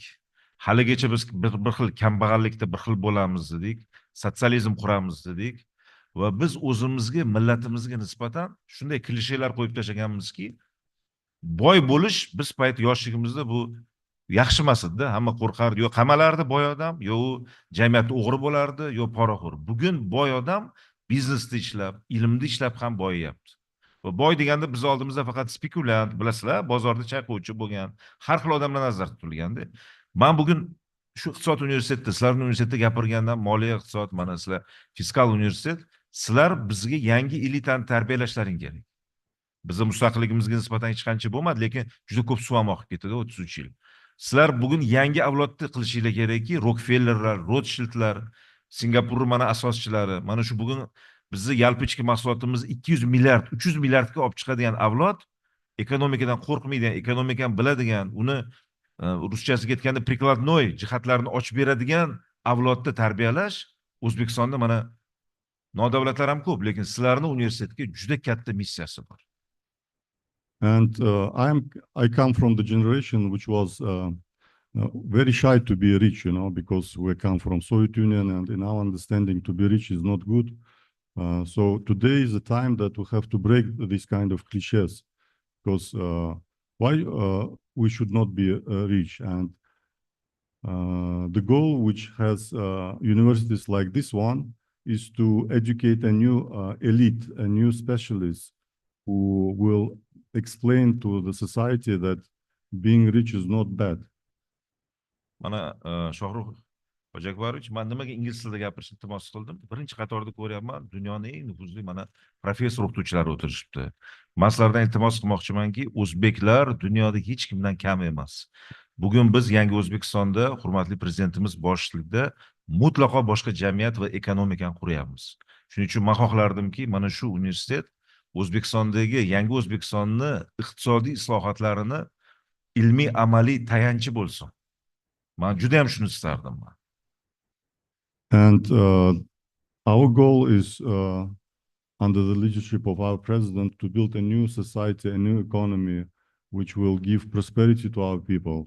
And I wish this university will be like a founding stone for all these new changes, which will bring up new specialists who will contribute to the success of our country. Sizlarning universitet, mana hozir ertalab ham gapirdingiz, dunyoda 1000 talikka kirsin, dunyoda 500 talikka kirsin. Va bu sizlar professor o'qituvchilar, men ham o'zim rektorman, o'zim ham ishontirgim keladi. Biz ishonishimiz kerak. Biz shu 1000 talikda emas, 500 talikda bo'lishimizga biz ishonsak, bir uxlab, bir harakat qilib. Biz ishonmasak hech kim ishonmaydi. Talabalarimiz ishonmaydi. Bu bilishinglar kerak. O'sha Li Kuan Yuga ham Singapur qurish qiyin bo'lgan masalan. Bizga ham O'zbekistonni oxirgi 7 yilda qurish oson bo'lmayapti. Lekin biz shu ishonch bilan yashaymiz. Mamlakatimiz shunda dunyo ham o'zgaradi. Biz o'zgarsak dunyo, Gandi aytgan, Mahatma Gandining yaxshi gapi bor. Dunyoni o'zgartirmoqchi bo'lsang, o'zingdan boshla. Men Gandining o'zimni ustozi bilaman, hurmat qilaman va Hind xalqining taqdiri degan ingliz xalqini qo'lida emas, Hind xalqini qo'lida. Agar biz shu aqidalarni o'zimiz ishonib, talabalarimizga, farzandlarimizga singdirsak, ana shunda bizning ekonomikamiz 300 milliard bo'ladi. 160 emas, 300 milliard bo'lamiz, xudo xolasa. Lekin bunga biz ishonishimiz kerak. And we, as people of education, we should put high goals. We should try to reach high goals. For example, we as rectors, we should make our universities, we should put our universities, we should try to put our universities in the list of top 1,000, top 500 universities of the world. And also we should put the goals which will create good opportunities for our country. And for example, we should try to change ourselves as a person whom I very much respect. Gandhi, he once said that if you want to change the country, you should start from yourself. So everybody, we should try to change ourselves to change our country. Yana bir gap aytmoqchiman. Mana kecha Zafar Hoshimov taniysizlar, Zafar Hoshimov. Korzinka nimasini asoschisi bir post qo'yibdi O'zbekistonga. Shu hafta men yo'q edim, ko'rmadim, lekin borardim. Mana oramizda Olimjon aka borib ketdilar. Nobel mukofotining sovrindori 2014-yilda o'sha отраслевой ekonomika bo'yicha ish qilgan, juda katta 11 ta kitob yozgan Jan Tirol kelibdi. U bilan uchrashuv bo'lgan, lekin zalda 30%, bilishimcha 40% joy bo'sh turgan. Kreslolar bo'sh turgan. Lekin hozir mamlakatda million bo'lyapti desa, balki bularga tarjimani yumshoqroq qilasiz. Yoki bu hozir bir klon kelsa, yo bir bloger kelsa, yo bir shloger kelsa, yo bir askiyachi saviyasi past odam kelsa, xalqlar do'stligining eshigini buzib tashlaydi. Bolalar, yosh. Shuning uchun aytmoqchimanki, bugun bizda qadriyat o'zgarishi kerak u. Askira, bachkana narsalar, mayda-chudalar, har xil hangomalar yoki dешевый yumor emas, yoki qanaqadir bir show biznes vakilini gaplar. Bizda Jan Tirol kelsa, eshiklar sinib ketishi kerakki, bizda bugun bilimimizga ekonomikaga qiziqishimiz shundan boshlanishi kerak. Mana kecha mana shuni tarjima qiling, keyin tugatamiz.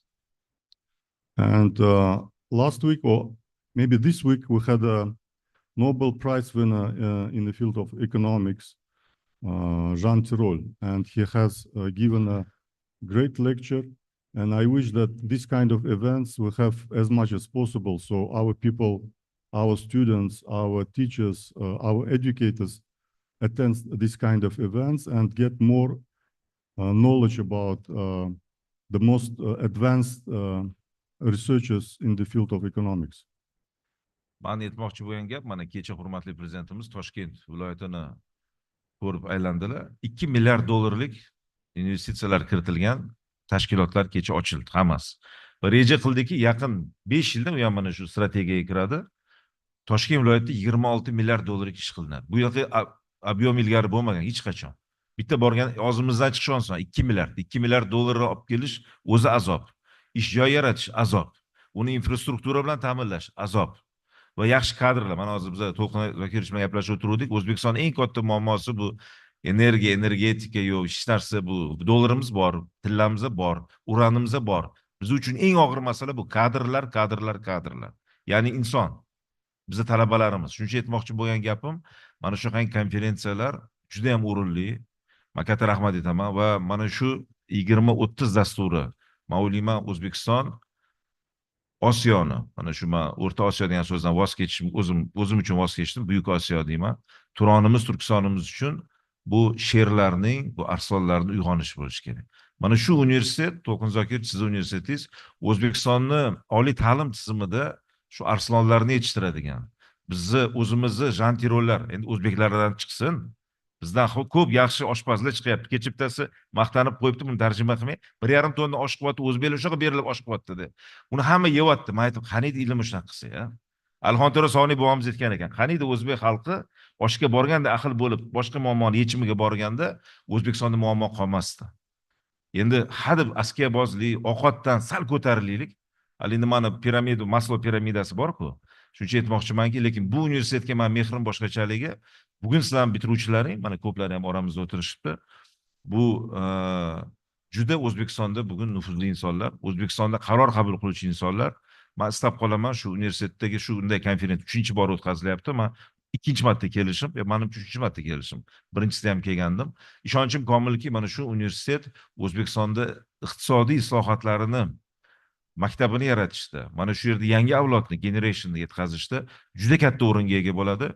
Va bu konferensiyani yaxshi o'tishini talabgorimiz, biz mana Milliy media raisiman, hamma adolat kanallarini chaqirdik. Bugun ko'p ko'rsatuvlar bo'ladi va doim sizlar bilan hamkorlik qilishga, chunki biz iqtisodni yoritishni ham o'rganishimiz kerak.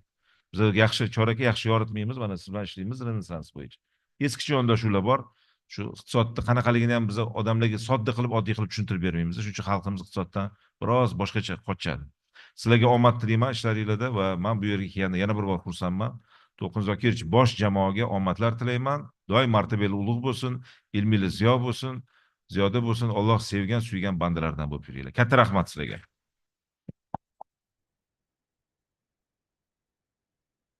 And in conclusion, Mr. Kudrat Hoja, he wished success to the summit which we are attending now, and he said that many graduates of the university are in the key positions in the field of economy and finance in Uzbekistan, and he wishes that the new generation of graduates of this university achieve even higher results. Thank you very much.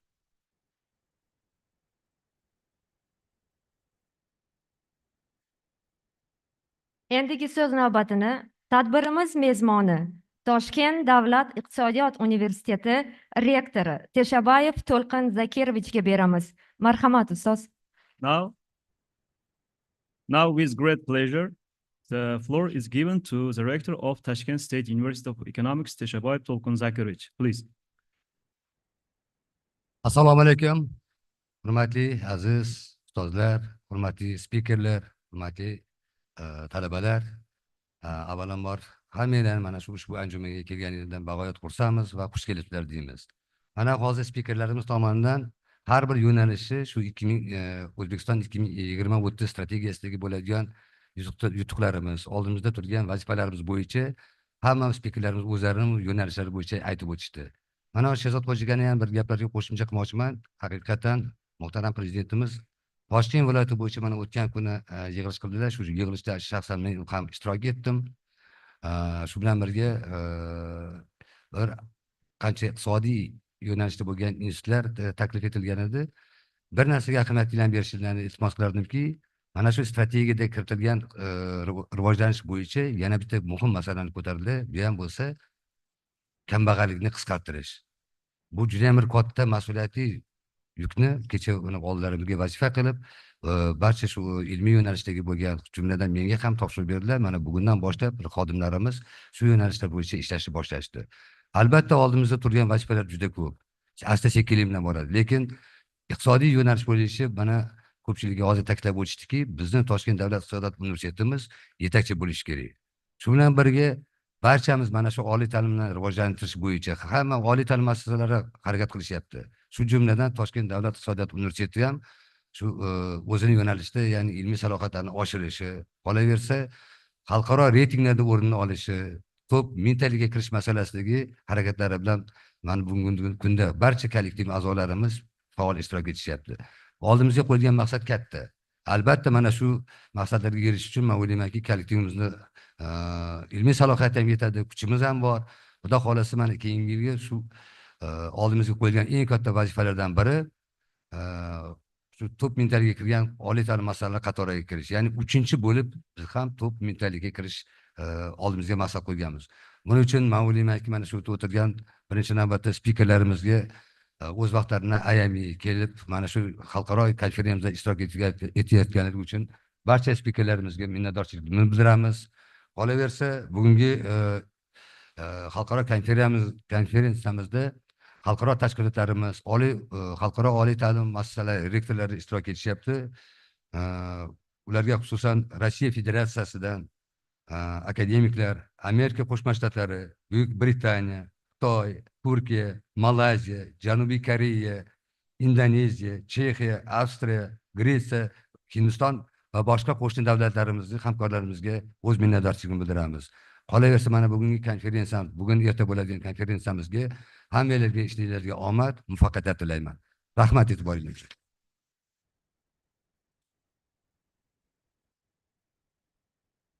And now we invite all guests of our forum to coffee break and photo session. А теперь всех гостей нашего форума приглашаем на кофе-брейк и фотосессию. Пожалуйста.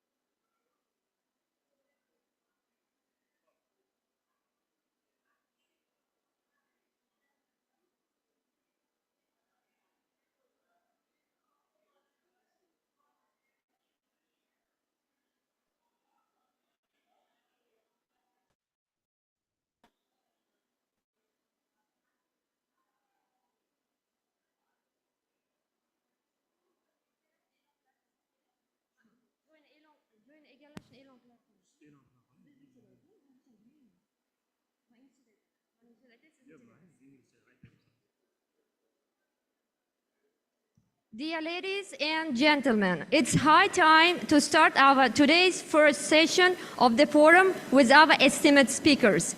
We kindly ask you to take your places in order to start our session. Thank you.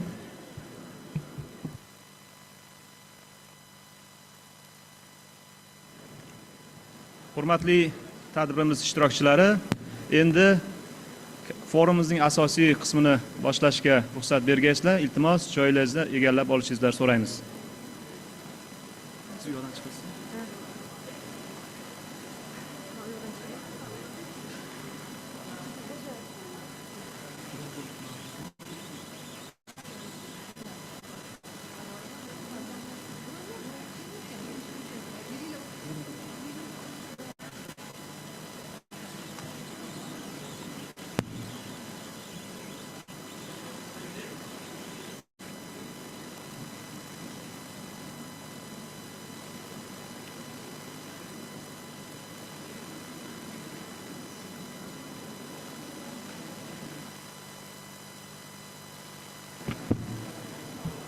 Hurmatli tadbir ishtirokchilari, ushbu xalqaro forumni o'tkazishdan asosiy maqsad iqtisodiy taraqqiyotdagi mavjud va istiqbolli o'zgarishlarni dunyoga mashhur olimlar bilan muhokama qilish uchun qulay platforma yaratish hamda bu bo'yicha ilmiy asoslangan taklif va tavsiyalar ishlab chiqishdan iborat ekanligini yana bir bor eslatib o'tmoqchimiz.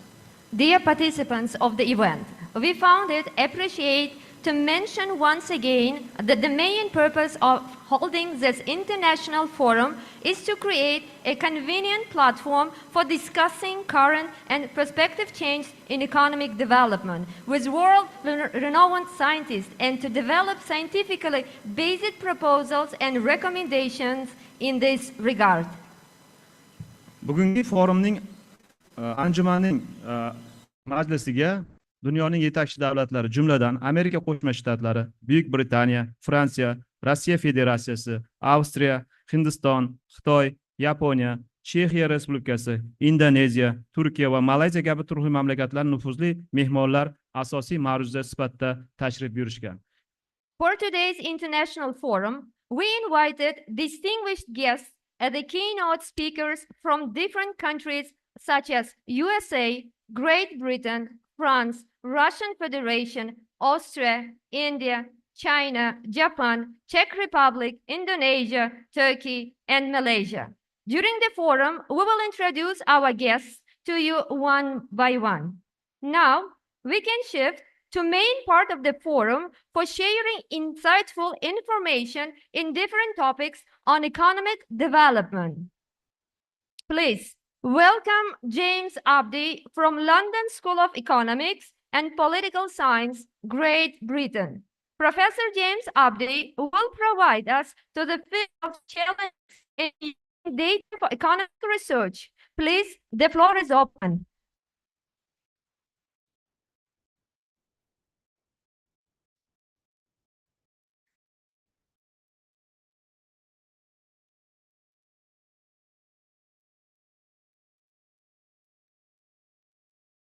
Assalamu alaikum. Very good morning, everybody, and welcome. Oh, yes, yes.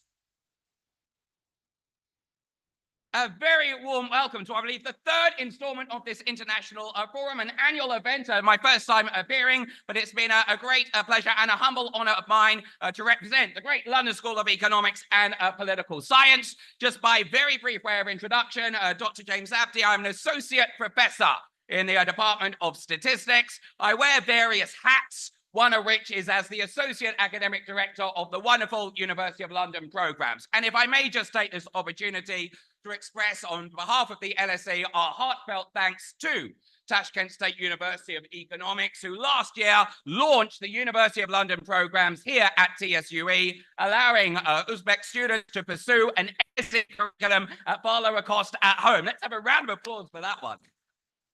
Woo! So while I was in town, I was invited to give a presentation here. I have the dubious honor of being the first speaker. We've got some esteemed colleagues on the stage, so consider me the warm-up act. So data is my thing. I am a data guy.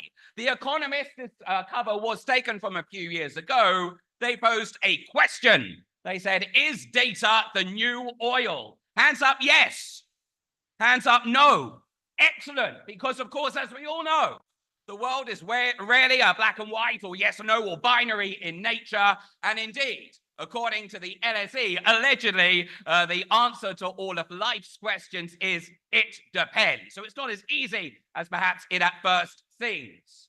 So it was alleged that the world's most valuable resource is no longer oil, but data.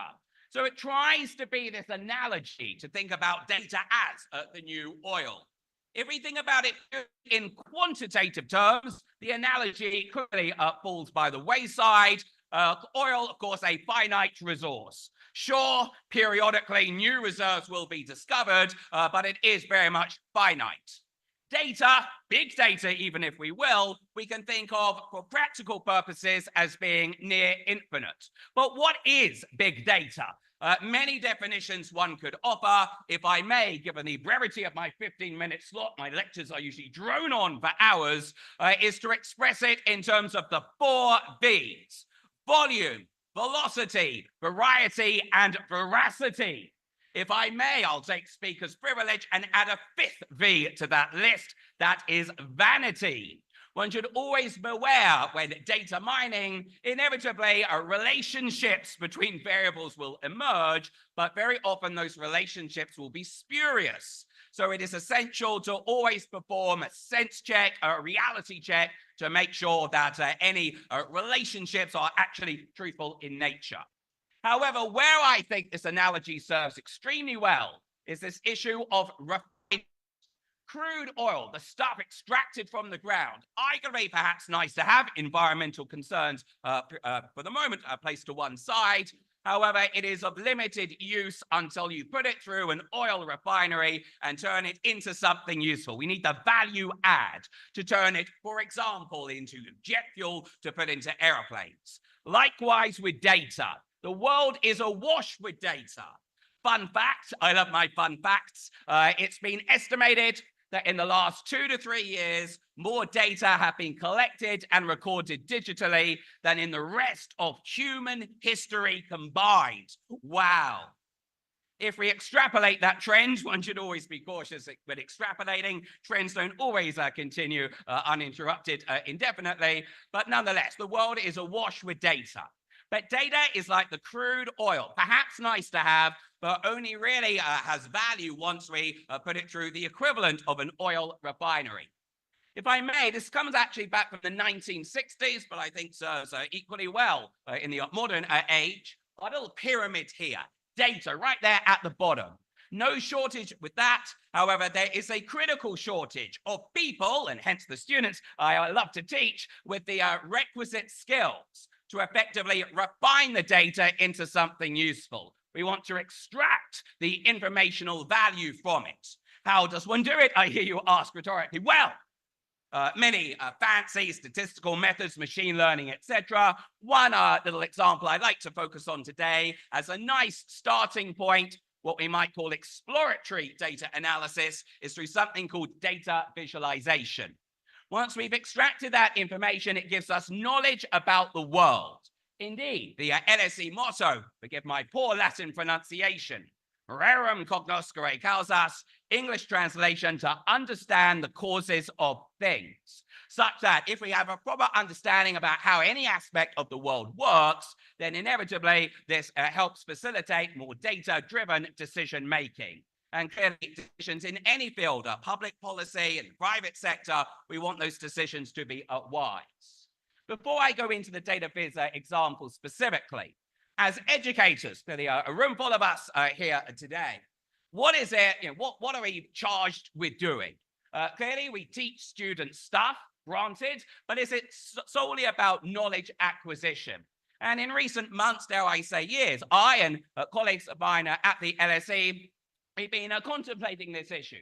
And while there will still be that sort of knowledge transfer, typically for us still using these sort of lecture, seminar, classic format, but it's more about embedding directly into our curricula key employability skills. Now, I don't want to bore you by covering every one there, but where are these coming from? It's really an amalgamation from discussions between us at the LSE and actual companies, recognizing that most students don't follow us into academia. They go into that scary place known as the real world. Perhaps the most surprising one when I give these sorts of talks is that top baseline skill of communication skills. Now, clearly, communication comes in many different media, oral communication, like now, speaking to an audience, written communication, a report, say, but also visual communication. And I would argue many people, myself included, are perhaps visual learners. And the great beauty with data visualization itself, really a top credential there, currently in demand by employers. And while I have no crystal ball into the future, with high probability, I don't anticipate much change to the composition of these top 10 lists in the months and indeed near-term future, a few years into the future. So communication, I would say, is key. So data visualization, this guy, me. We have a saying back in the UK, people say a picture paints 1,000 words, itself a form of summarization. Now, pictures that say art, what is art? Discuss. Clearly, it's quite an emotive thing. However, if you had to describe a painting, many words one could utilize. I took the artistic liberty of extending that well-known phrase to say that data visualization, or data viz, the more sexy, shorter term, paints 1,000 data points or more, arguably many, many more. So turning to policy decision-making itself. I'll give one or two simple examples. We have, of course, there's very limited time. Always bound by these constrained optimization problems. Currently, I mean, data sets, they are large. I mentioned 2 to 3 years, last 2 to 3 years, as much data as in the rest of human history prior to that. Data sets, they are large, they are horrendously complex. One of the V's of my 4, if not 5 V's, was variety. The different formats in which data appear. Don't imagine all data are nice, neat numbers in an Excel spreadsheet, say. Then he will have a lot of qualitative data as well. Social media posts from which we might undertake some kind of sentiment analysis to try and discover or uncover the various sentiments, opinions, views, attitudes on any particular issue of the day. Economic indicators, I'm giving that one as an example. How do you measure economic development? Well, of course, you have, for example, GDP, a staple of a typical Economics 101 course. But as I was discussing, one of the excellent student volunteer helpers, wherever you are, GDP is, to quote them, a number. And indeed it is. And does it offer a fair reflection of economic development in a country? Maybe GDP per capita, control for population size. Interestingly, the forthcoming US presidential election, I think in the 1992 campaign, I will stand corrected on these matters, it's the economy, stupid, that might determine how one votes. Now, clearly, at an individual level, you don't care about a GDP figure. It's how the economy is treating you personally. Are you struggling to pay the bills, etc.? Inflation. I mean, gosh, how do you measure inflation? Many different methodologies, likewise for GDP as well. And at best, any key macroeconomic variables you will see reported. Apologies for UK centricity, but I am a Brit. We have our Office for National Statistics. Typically, figures they produce, for example, on GDP, will undergo historic revisions as new, arguably historic data become available. A very challenging thing to do. And the difficulty in interpreting raw data. If you, though, do momentarily imagine a data set as you're like a massive Excel spreadsheet, albeit not all data will be in quantitative form, it's vast. The number of columns, the number of rows, it'll be sparse. There'll be many missing data entries, empty cells. And it becomes extremely difficult to interpret directly raw data. With the naked human eye, we really struggle to do so. Enter stage left or stage right, data visualization as a tool to help us make at least preliminary sense of data. So it's not just the numbers, and I personally would never advocate for an exclusively quantitative approach to problem solving. It's about getting a blend between quantitative analysis and qualitative insights. Many people, though, get a little bit scared dare I say, apprehensive of working with numbers, and so they tend to seek security within the qualitative domain. But it's about getting the good blend between the two.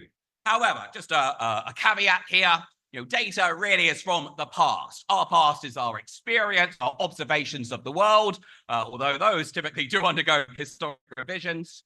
The present, we always make our decisions in the present moment in time. That is our experimental stage. We clearly care about the future. The Uzbekistan 2030 strategy, forward-looking about where the Uzbek economy will be in a few years' time, but trying to make decisions today and plan for the medium to long term.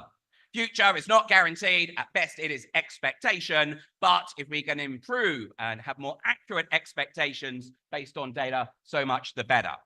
Now, I don't mean to do a sales pitch by any means, but in terms of data visualization software, indeed at the LSE, both through our on-campus programs, various online executive programs, and through our wonderful University of London programs as well, we've been embedding something called Tableau because it's free for educational use. Students love anything which is free, and it gets them experimenting. There is inevitably trial and error in this art as well as science of data visualization.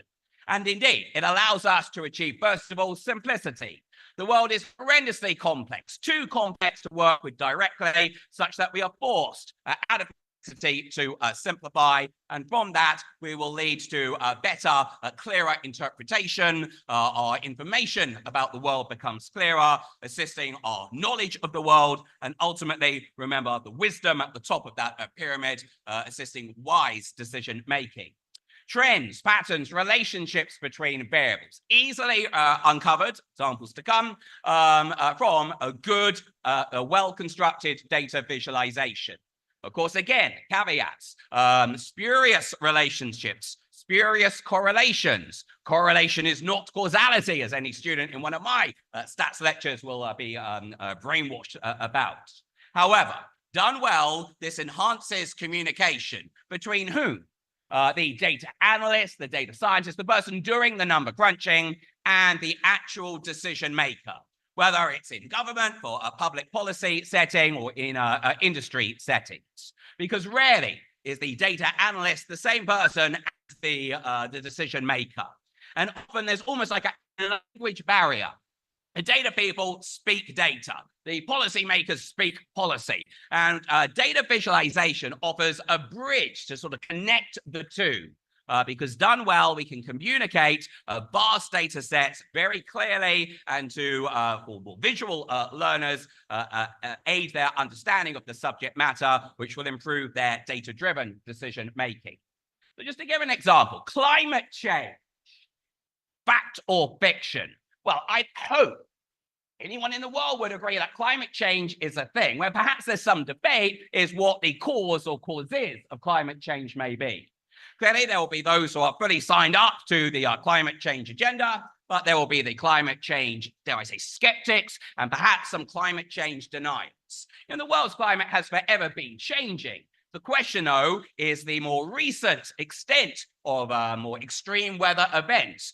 Take the recent hurricanes that have been making landfall in Florida. I think the intensity, the frequency of these is at sort of historic highs. But still, perhaps a political debate about what's actually the driving force behind it. So here, we are summarizing not just 1,000 data points, far more. Over 150 years of data collected to try. And perhaps if this was to a government minister in charge of energy policy or climate change policy, to convince them about the extent to which we've measured changes in the Earth's climate. Whether that's human-driven or not, of course, we can debate the driving forces behind it. But just the use of color. And in my courses at LSE, we'll look at things like color theory. Just the choice of hues, the different shadings of color to try and convey differences in order of magnitude. I'll call this an example of a dashboard. Now, we can summarize vast quantities of data very quickly, and it allows for a very efficient means of transmission of data by our informational dashboard to a particular audience. If I may, just to zoom in on that little scatter plot at the bottom. Now, I've seen examples, I've not pre-prepared any photos of these, but trust me, I've seen them, of where there have been various government committees, whether it's UK, US, or elsewhere, and people have shown these sorts of scatter plots, and they just stick a line through things, a trend line, a straight line. The real world is rarely, if ever, truly linear. The real world not yet. I think the human brain seems to be pre-programmed to want to think about everything in linear terms, and proportional changes are unchanged forevermore. Yet a simple experimentation with different kinds of trend lines, indeed non-linear relationships. How would you convince perhaps a climate change skeptic that a world is really warming up? And just this year, acceleration in the pace of a change in temperatures in the last, 10, 20 years. Again, the causes of it. I mean, is it purely nature?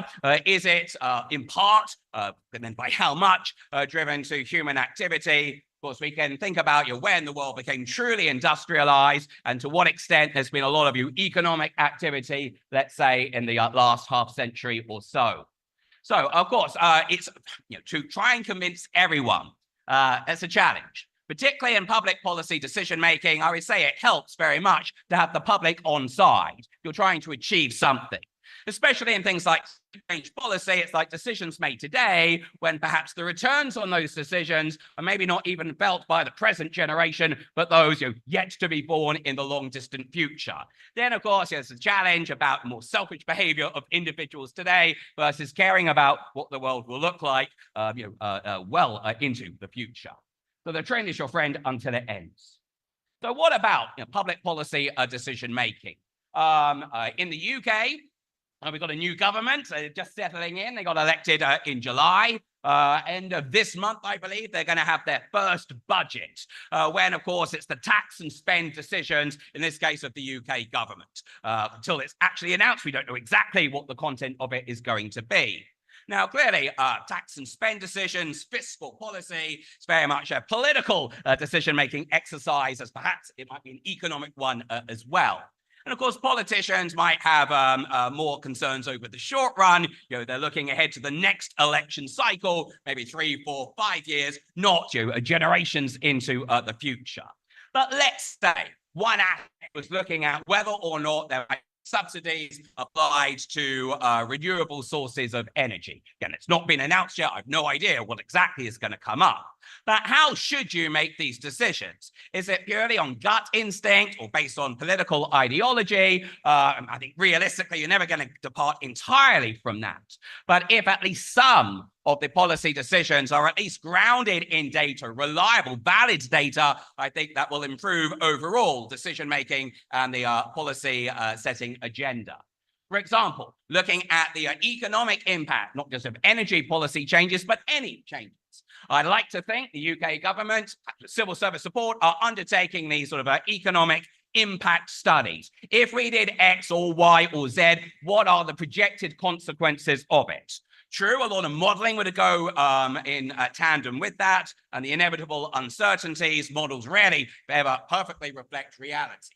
All models are wrong, but some are at least useful. But nonetheless, having a more data-driven approach, particularly in the public arena, when arguably many of the quant graduates, they get attracted to the high salaries in the private sector. So for me, I think globally, Uzbekistan, UK, you name it, there's a huge potential for more quantitative skills in the public sector. Democratization of data. How do you do data visualization? I would say anyone can do it. Even before the rise of AI.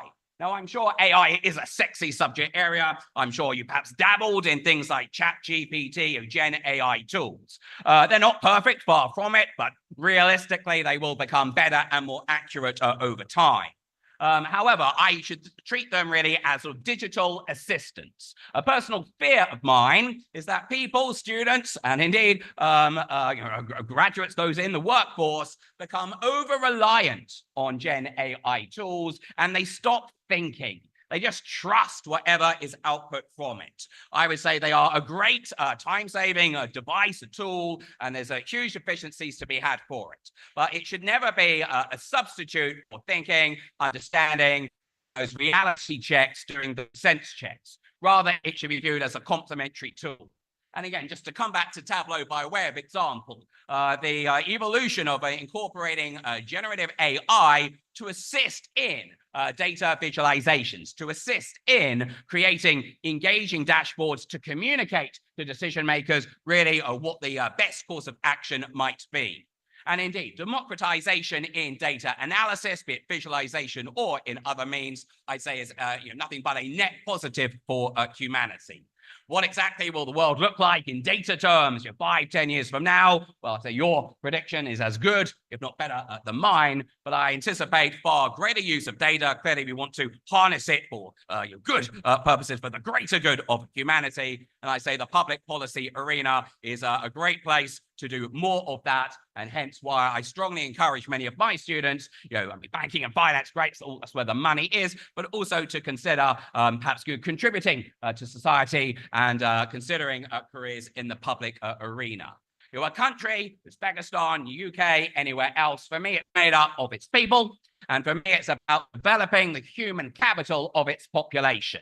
It is a long-term project, but again, I commend TSUE in terms of its many transnational education initiatives, such as with the University of London, to expose students here to a global mindset, a global way of approaching problems, learning things in different ways that how it might be taught domestically. And so then they are well placed to survive and thrive in the workplace of the future. So in my very British way, always remember, keep calm, and analyze your data. Rahmat.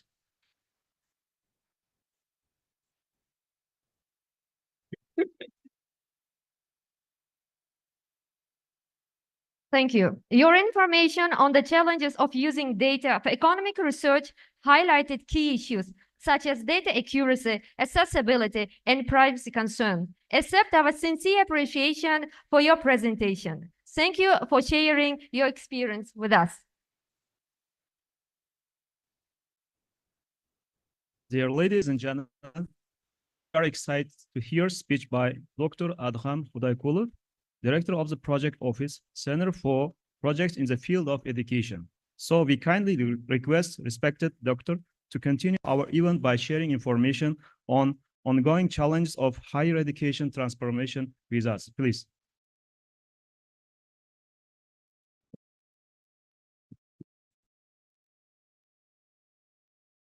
Again, good morning, colleagues and guests from all around the world. Today I'm going to talk about primarily on the economics of education, and one of the key topics that we're today facing is to privatize or not. Because privatization of education is probably more of a rhetorical question for our colleagues from Anglo system, but Asia, especially Central Asia and probably beyond, countries are facing certain challenges, and sometimes we experience drawbacks from the privatization of higher education, or entirely for education itself. Today, higher education is very, we all know that gigantic enterprise, and educating over 250 million students globally, with the projection so to reach like over 400 million by 2030. Financing the higher education has become a challenge, which requires basically blend of public and private resources. So governments alone cannot handle the demand for higher education in 21st century. So privatization is inevitable progression. Policies encouraging privatization have allowed private institutions to proliferate in most parts of the world, particularly rapidly since 1990s, accounting for a third of total global enrollment. Particularly in Asia, there is significant concentration on private higher education. Countries like Indonesia, Japan, Philippines, South Korea have over 70% of their universities private. United States, of course, we know, have a very long history of private sector development, and there is less of an issue for that country. In Central Asia, the privatization is a quite new phenomenon. For example, in Uzbekistan, privatization process has started quite recently, 7-8 years ago. And nowadays, Kazakhstan and Kyrgyzstan, Uzbekistan have roughly half of their institutions private. As I mentioned, there are a couple of positive sides or pros of privatization, especially which is key, extended access to higher education. In many countries, especially in developing, there's a high demand for higher education that exceeds what governments can provide. Thus, private sector helps fill this essential gap. The economic consequences of increased access to higher education include more skilled workforce, higher earning potentials, increased tax revenues, all of which drive economic growth, basically. And also, not least important is the diversification of degree programs. Privatization of higher education allows for diversification of degree programs, addressing the varied interests of students. By providing a broad range of programs, institutions promote innovation and equip graduates with essential skills for rapidly changing job market.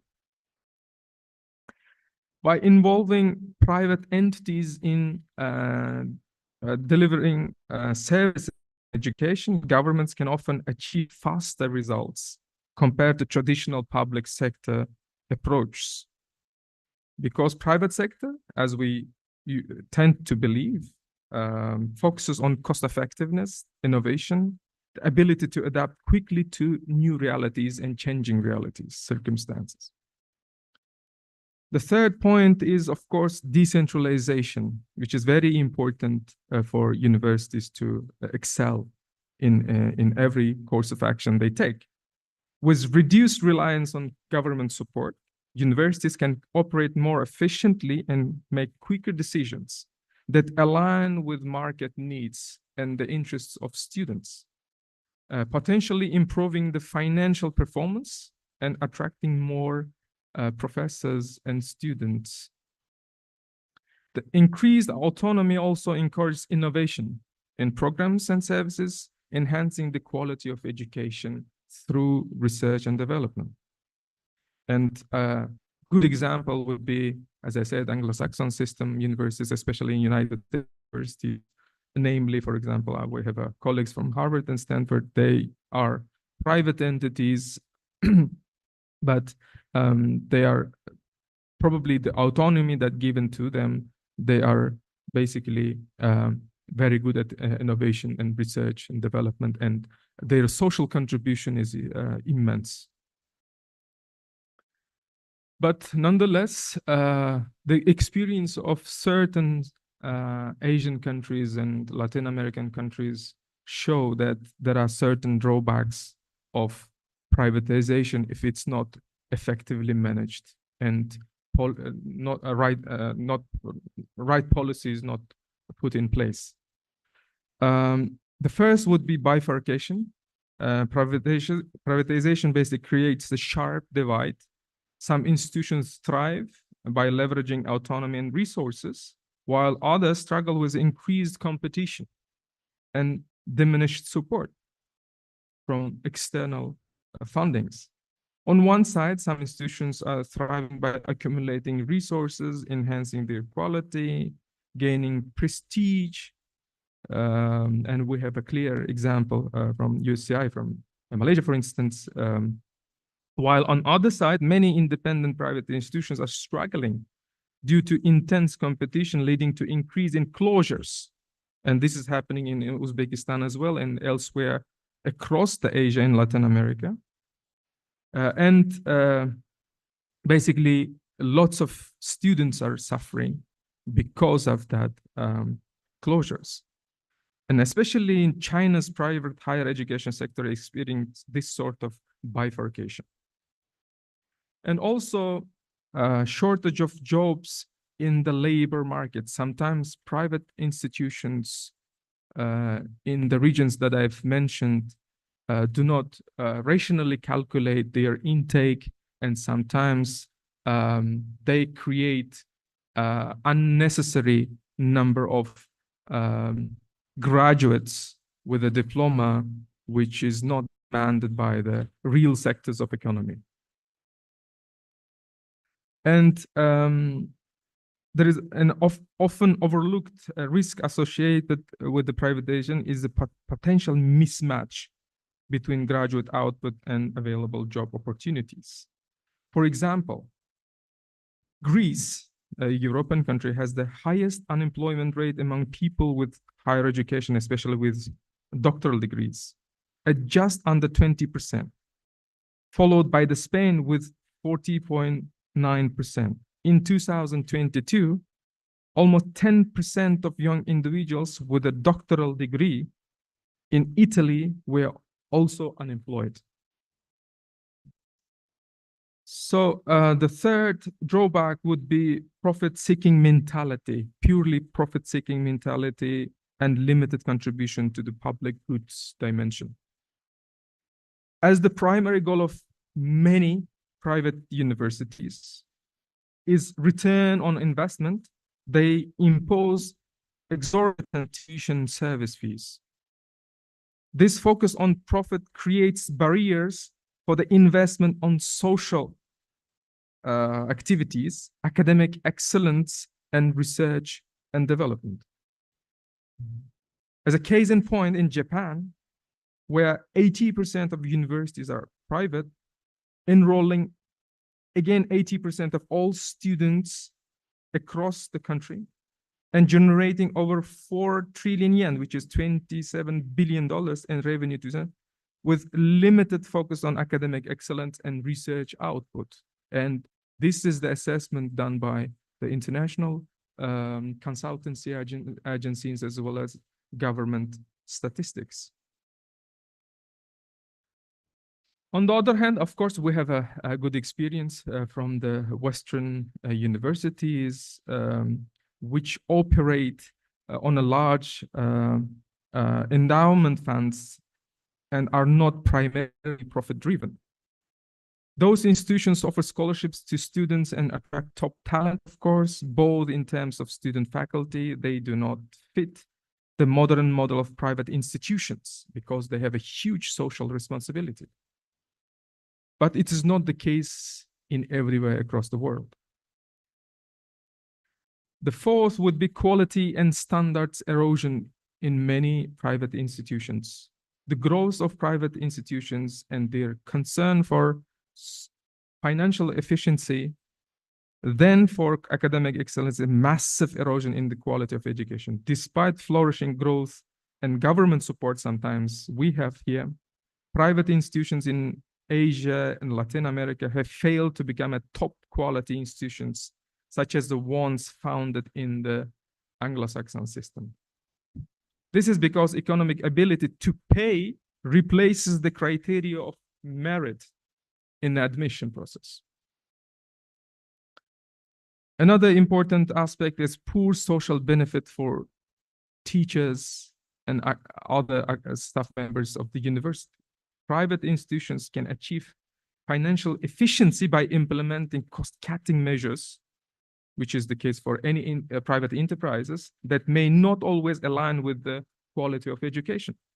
For example, some private universities may reduce faculty salaries or hire part-time, which is very important and very regular case, part-time instructors instead of full-time faculty to save on the labor costs. And my colleagues from private universities can definitely feel what I mean. So this can lead to a decline in the quality of instruction and student support services, as part-time faculty may lack the same level of commitment, important thing, and availability as their full-time counterparts. Another important challenge is compliance. To maintain the integrity of private higher education, it's essential to strike a balance between government intervention, ensures quality and compliance while still allowing for the autonomy that these institutions seek. Without this balance, the fundamental purpose of the private universities to provide diverse and high quality education and fill the gap in education, which is not provided by the public sector, could be compromised, ultimately harming both students and society. So what is the case in our country? What we have done so far, and what are the things ahead of us? The privatization of higher education in Uzbekistan. So it's, as I said, it's quite a new phenomenon. We started privatization of the entire education system only after 2016 with the, political change happened in Uzbekistan.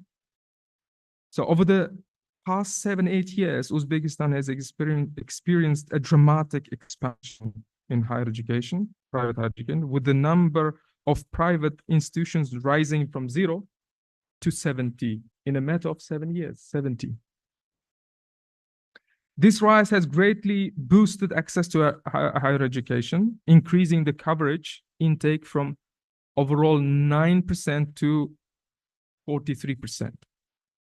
And it is a huge number for this period. And total number of students in higher education has increased from 314,000 to 1.3 million. Now, 70 private universities serve around 400,000 students, making up nearly 1/4 of nation's total student population. But of these students, 72% pursue their degrees in private universities in distance learning mode. And as a result, private universities are producing poorly qualified specialists, which poses a significant challenge to the country's economy, because distance learning by now hasn't been efficiently or effectively put in place. So of course, private is more attractive due to high salaries for faculty staff, and they are trying, private universities are basically trying to recruit the leading scholars, leading university professors from the public university, where salaries are not competitive enough. But many private institutions hire teachers on short-term contracts that last only for duration of teaching period, which means they miss out on benefits like paid annual leave and others. While the financial incentives are appealing, this practice leads to less job security benefits for educators in the private sector. Private institutions are registered as business entities with a lack of social responsibility and public contribution. While the Ministry of Higher Education, Science and Innovation issues licenses to those institutions only if they meet certain basic legal requirements, the government's rights to monitor educational quality is still limited, because we don't have a system so-called external quality assurance or quality regulations. Because in the beginning we trusted that the business mentality, efficiency mentality of the private entities will definitely bring about a quality change as well, but this is not the case as we monitor and as we analyze the real situation. So as a result of these problems over the past 2 years, there are a couple of universities, I would say dozens of universities, have been closed for failing to meet quality standards and leading to job losses of staff and forcing students to transfer to public or other private universities, which adds strain to the already overloaded public education system in Uzbekistan.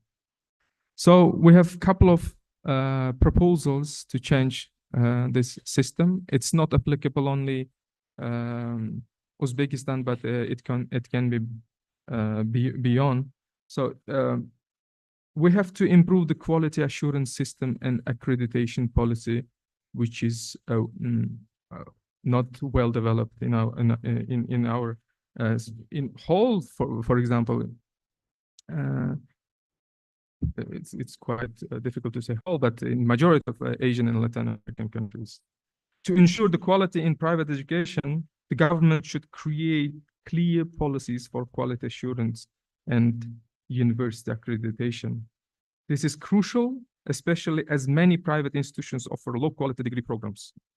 A strong quality assurance system can help distinguish good institutions from problematic ones, which basically helps to reduce the future risks of producing unqualified people with higher degrees. Enhanced involvement of private universities to national grant schemes. To improve the academic quality, the government should offer research grants to private universities as well, which is not currently the case. These grants are not available to private institutions which generate their income mainly from tuition fees. So research grants and other international still minuscule for private higher education in comparison with their income from tuition fees. They may not need to do cut-edge quantitative research, like a big macro research, but private institutions can easily be involved in small-scale research in order to improve their teaching as well as research qualities. And of course, private institutions, unless we put quality assurance and a strong accreditation system in place, the private institutions will keep their endeavor towards making only financial profits. And we have to make sure that education is primarily social responsibility, because they're upbringing children for the future, which will serve the economy. So that's why the government as a regulator should act as long as possible to make sure the quality standards are in place across all universities, regardless of their legal status, be it private or public. The standard should be same and equal. Thank you very much.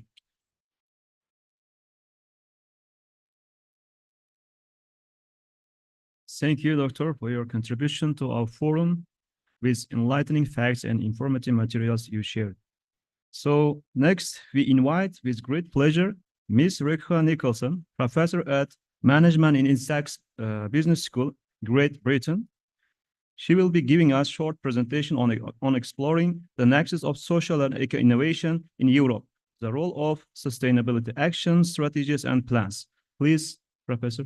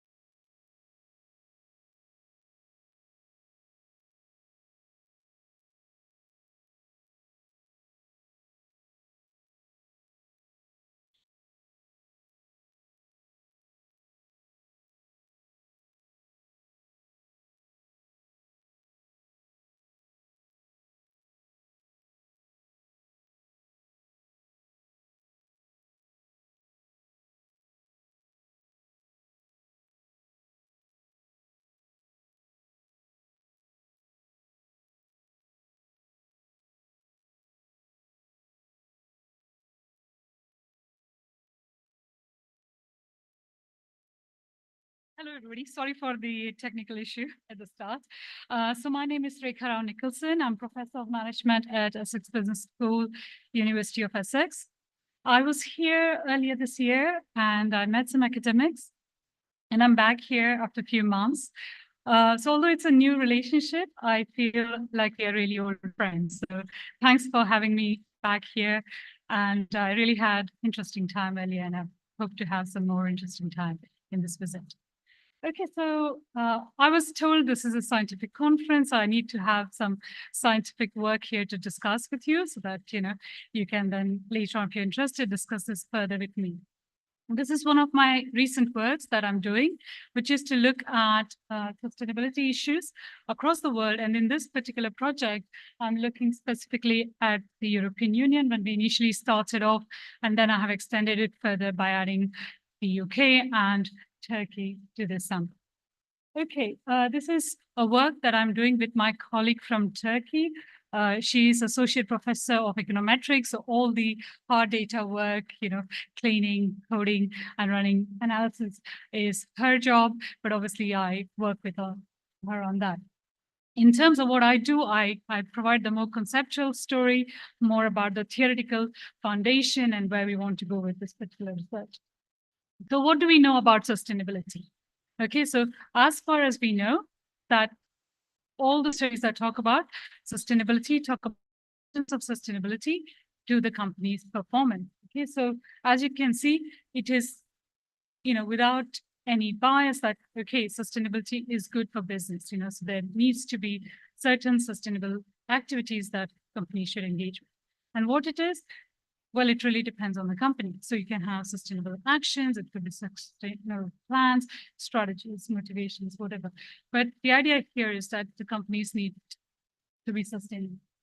Okay, and the sustainable practices, they can be very generic and depends on the company. Some companies might say, okay, we will have strategies which target sustainability and it's a broad theme, whereas you may have companies that say, okay, we will look at sustainable practices in certain contexts. It could be the environmental context. How can we have practices that address environmental issues that my company is affecting the local environment? How can I make that change? Some might have social motivations. So they will say, actually, we need to have practices that change social practices that are harmful, or it could be the positive story as well. How can we improve social participation, etc.?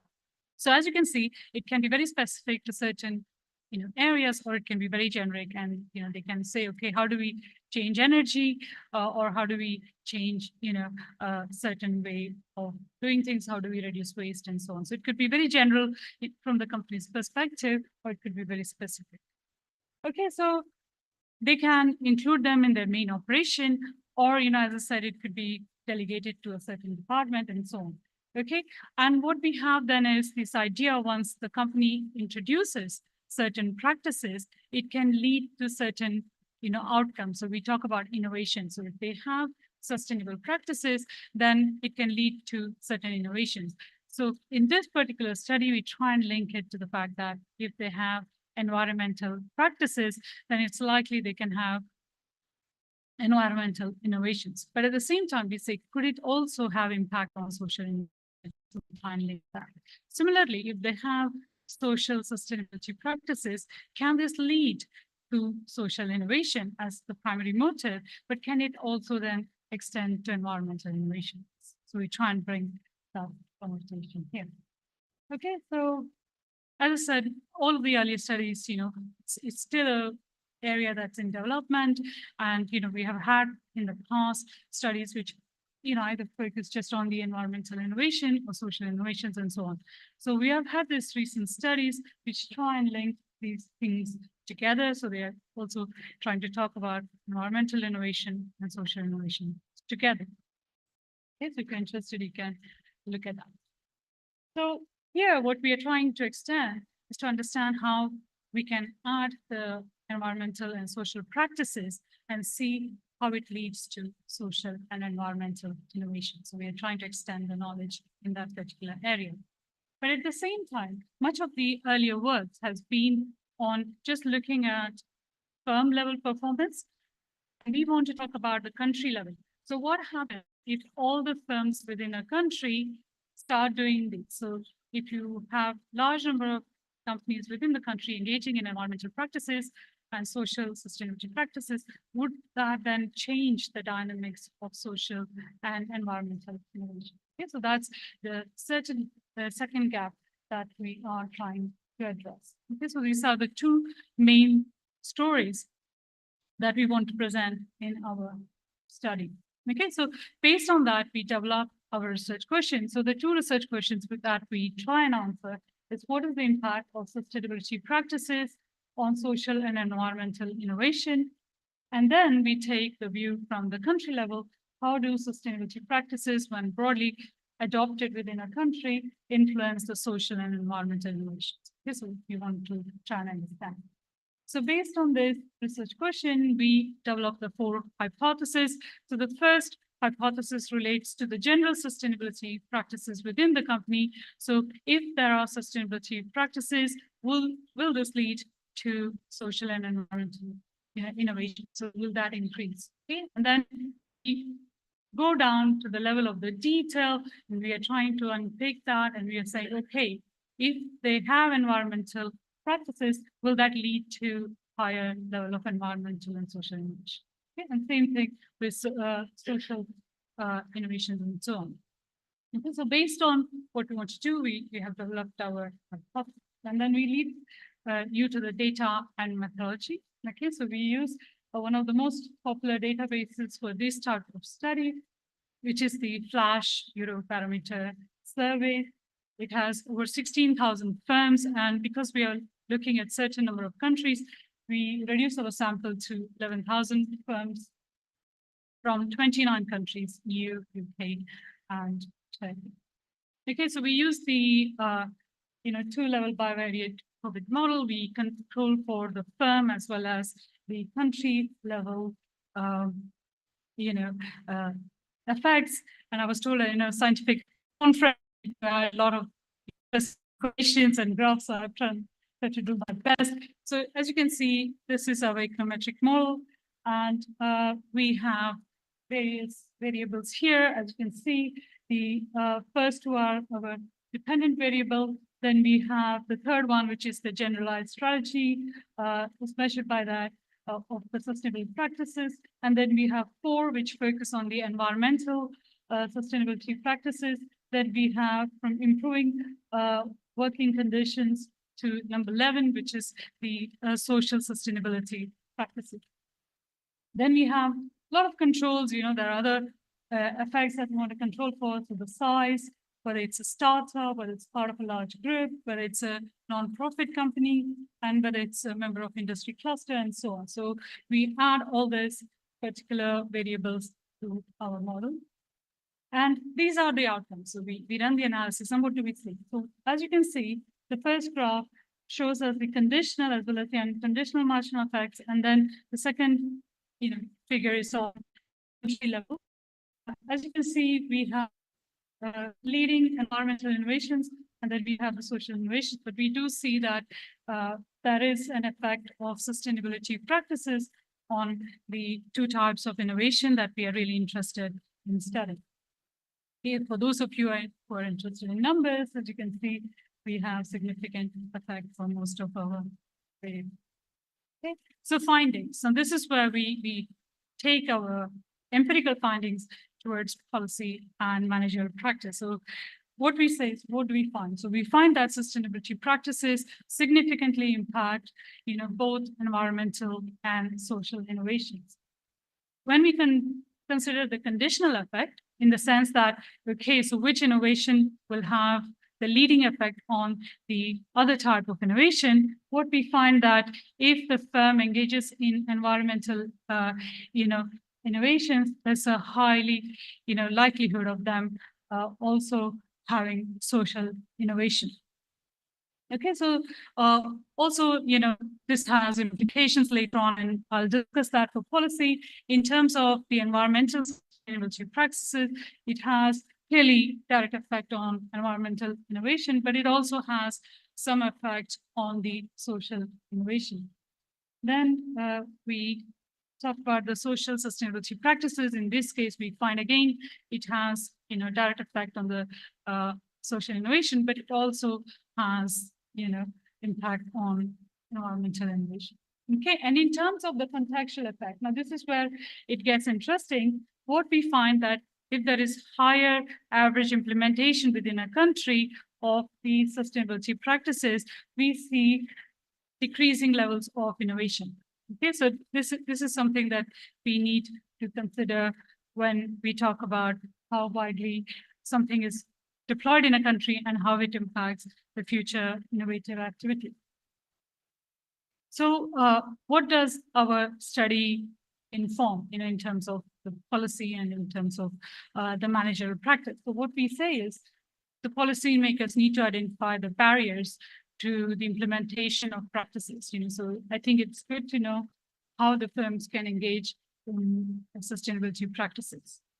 Okay, we need to also identify how to encourage firms to engage in these environmental, sustainability practices, because as you can see, it has direct effect on environmental innovation, but also it can have future effect on social innovation. We need to incentivize that. And if there is a trade-off, then you need to find, probably resources to invest in environmental innovation, because, it can lead to social innovation in the future. Okay, so this is what we are saying. Now, why is this important, these findings and the studies? Because I'm then trying to link back to Uzbekistan, right? So you have the story of green growth here. So how can we link this back to what we can do in Uzbekistan? Okay, so what I'm saying, based on my studies, these are a few things that are the takeaways for Uzbekistan. So first is, here in Uzbekistan, if you're looking for green growth, clearly you need to identify the barriers which are preventing the educational practice. So you need to identify those things.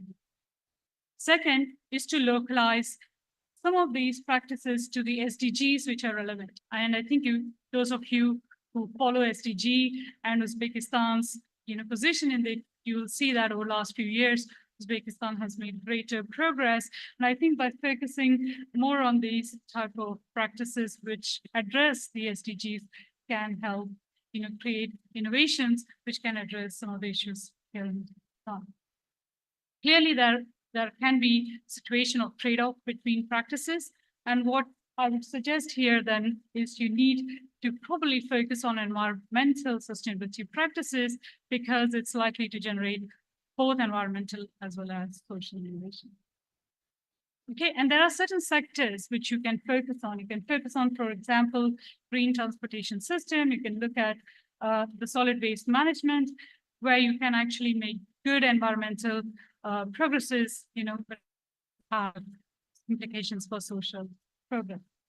Okay, and as you can see from our findings, there is a point where things reach a saturation, which means if all the firms in your country start, having good environmental and, social sustainability practices, it's possible that they may not be incentivized. So you will have to think about ways, if you're a policymaker, how to keep making these investments, because they will probably not lead to innovations. Okay, so this is something. So probably you aim for international standards, and this way you encourage your companies to become internationally competitive, and hence they can stay, relevant beyond just what's been. Okay, so that's from me, and thank you for your time. Okay. Thank you. Thank you, Professor, for illustrating depths of specific strategies on the topic. Dear ladies and gentlemen, with your permission, I would like to give the next speech to Ms. Jeren Gwen Gresh, United Nations Women Country Program Manager for Uzbekistan. Theme of presentation is Empowering Women and Advancing Gender Equality, Strategies and Impact in Uzbekistan. Please, Ms. Gwen.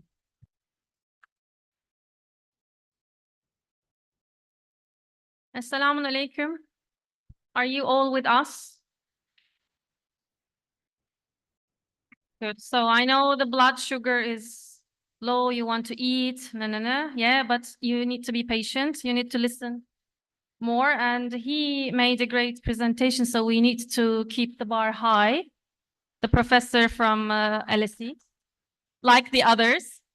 Okay. Benim ismim Ceren. Ben Türkiye fukarasıyım. Birleşken Milletler Ayollar Teşkilatı rehberiyim. 1,5 yıldır Taşkent'te yaşıyorum. Uyum Taşkent. That's it. Now. Okay, I'll switch to English. Sorry, my Uzbek is very limited. So the previous session, we listened 11 men. 11 men. And I was asking to myself, where are the women? Thanks God we have fantastic women here. Not men are not fantastic, but for equality perspective, please. I mean, not again 11 men in one panel. Sorry. Especially when UN Women is around. Huh? So I will be speaking about the role of women and girls in the society, in the economy, because we are going to speak about economy, right? I'm not an economist, but I want to underline the importance of having women equally engaged in any spheres of life. And my presentation is not working. Next slide.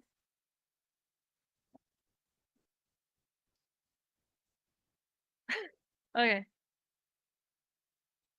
Okay. So I will be speaking about realities, facts, and figures. Everybody spoke about data. Why not I?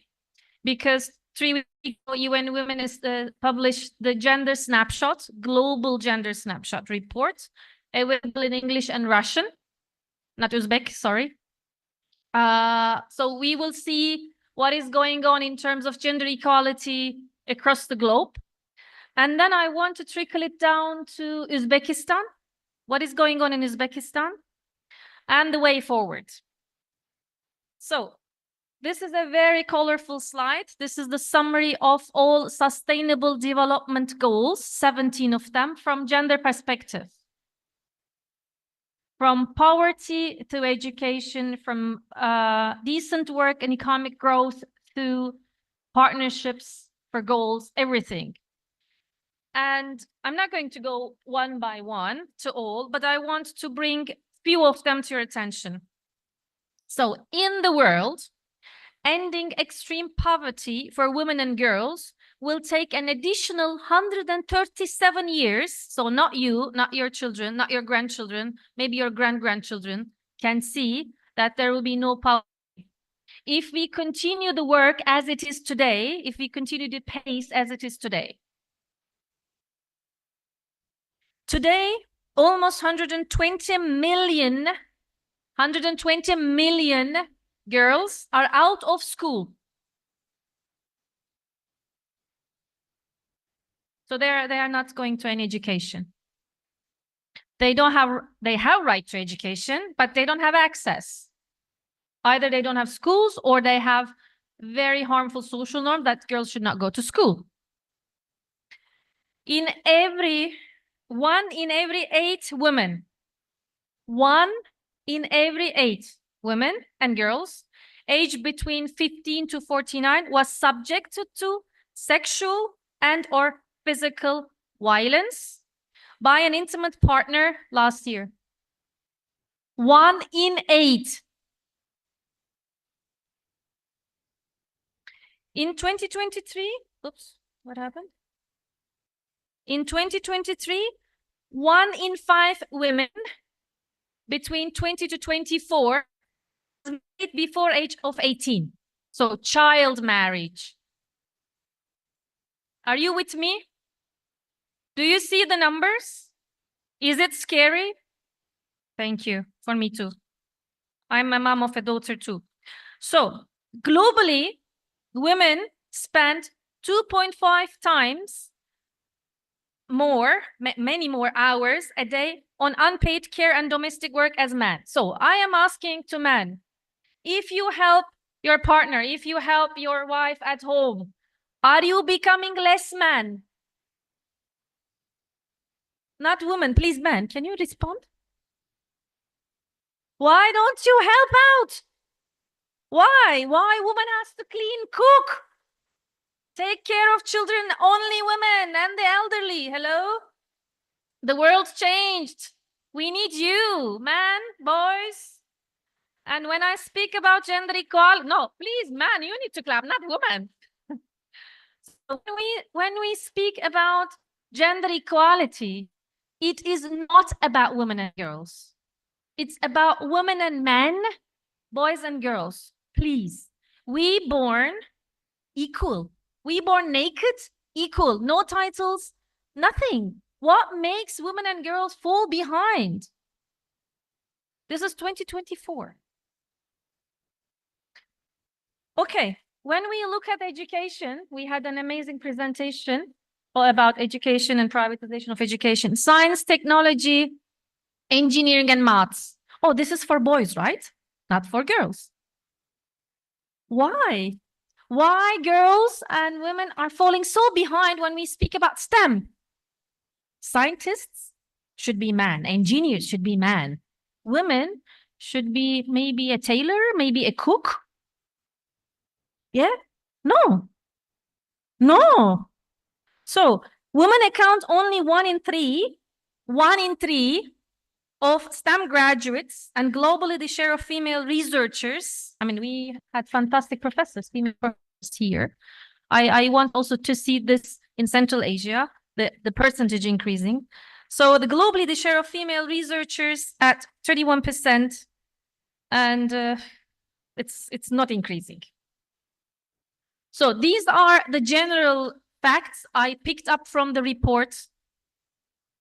I told you there are much more than these. But when we come to Uzbekistan, what is going on in Uzbekistan? I am so happy to be in Uzbekistan, to be part of Uzbekistan's reforms, including gender equality. The commitment of Uzbek government to gender equality is very, very sincere and very top level. This is it. So this is one of the priorities to really make the change happen. There is a gender equality strategy in the country. It is a budget allocated for that. There is a gender committee. In every ministry in this country, there is a gender focal point. So actually the political will is there, but maybe we need to speak more about implementation. So when we look at the legal structure in Uzbekistan, I don't know how many of you are aware, but last year, the gender-based violence, domestic violence is criminalized. It is criminalized, including not only punishing, bunching, hitting women at home, wives at home, it's also stalking. You cannot stalk. It's criminalized. Do you know that? It's criminalized. You can go to court. And the labor code changed. Labor code recently changed, and it gives equal pay. In Central Asia, it's one of the best legal codes, by the way. Are you aware of that? Last year, the banned occupations for women lifted. Now women can be bus drivers. We have 2 female public bus drivers in Tashkent since last year. I mean, things are moving. The pace should be accelerated, but things are moving. Electoral code. Women in political participation is very important. Women should decide. Women's voice should be heard, not only in parliament, not only in Senate, but also at local governance. Now the quota for the elections increased from 30% for women to 40%. So this means, inshallah, we will see more women in politics, which is great. Don't be afraid of us. We are nice living organisms. So, in higher education, the share of women in Uzbekistan is 50%. Fantastic. 50% in higher education. This is great. But what happens after graduating from university? That is a bit problematic, which I will come. And the representation of women in positions currently of responsibility and leadership in Uzbekistan reached 35%. This is also a drastic increase. Are you with me? Don't sleep. And the entrepreneurship, which is so close to my heart because I studied business administration. The share of private enterprises owned by women has reached 38% in Uzbekistan. So these are good news, but, so I need to come to this but part, right? So look at the employment rate. This is a World Bank's latest study from last year. It's very, very, very new. So if you look at the last block, it shows the working age, which is 50 plus. And you see 39% of women and girls are employed compared to 67% of men and boys. Why? Why don't you let women and girls work? Because they have to be at home, right? They have to take care of kids. But what about fathers? Fathers should take care of kids too. It's a shared responsibility, right? Today is 17th of October, right? Today is the International Day for actually eradication of poverty. And as many other countries, women are more affected by poverty and inequalities. We know it's everywhere. It's in Sweden as well. It's in Finland. It's Switzerland as well. It's my country, Turkey as well. It's my second country, Germany as well. But I want to share with you very, very, very, very, very striking, because we are speaking about global economy. Low wages and low employment levels among women negatively impact the economy and exacerbate poverty in Uzbekistan. What does it mean? I studied from that university, graduate from that university, you as well. We are at the same age, we do speak very good English. We apply for the same position, we have the same title, but you earn 34% more than me. Why? Because I'm a woman and you are a man, but we are same. So this is a fact in Uzbekistan, gender pay gap. Why? We should be standing up for that. We should share these facts. And if women participated equally in the economy alongside men, the national income could increase by 29%. So the new Uzbekistan strategy is aiming to double the GDP, correct? And to halve the poverty, correct? So look, we are giving you the magical formula. 29% will increase if you give equal chance to women and let them be in the employment market. Equal pay for men and women could lift more than 700,000 people out of poverty.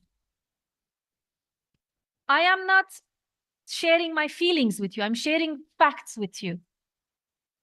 So these are realities. These are numbers that we need to take action immediately for. So why women are not in the labor market as much as men?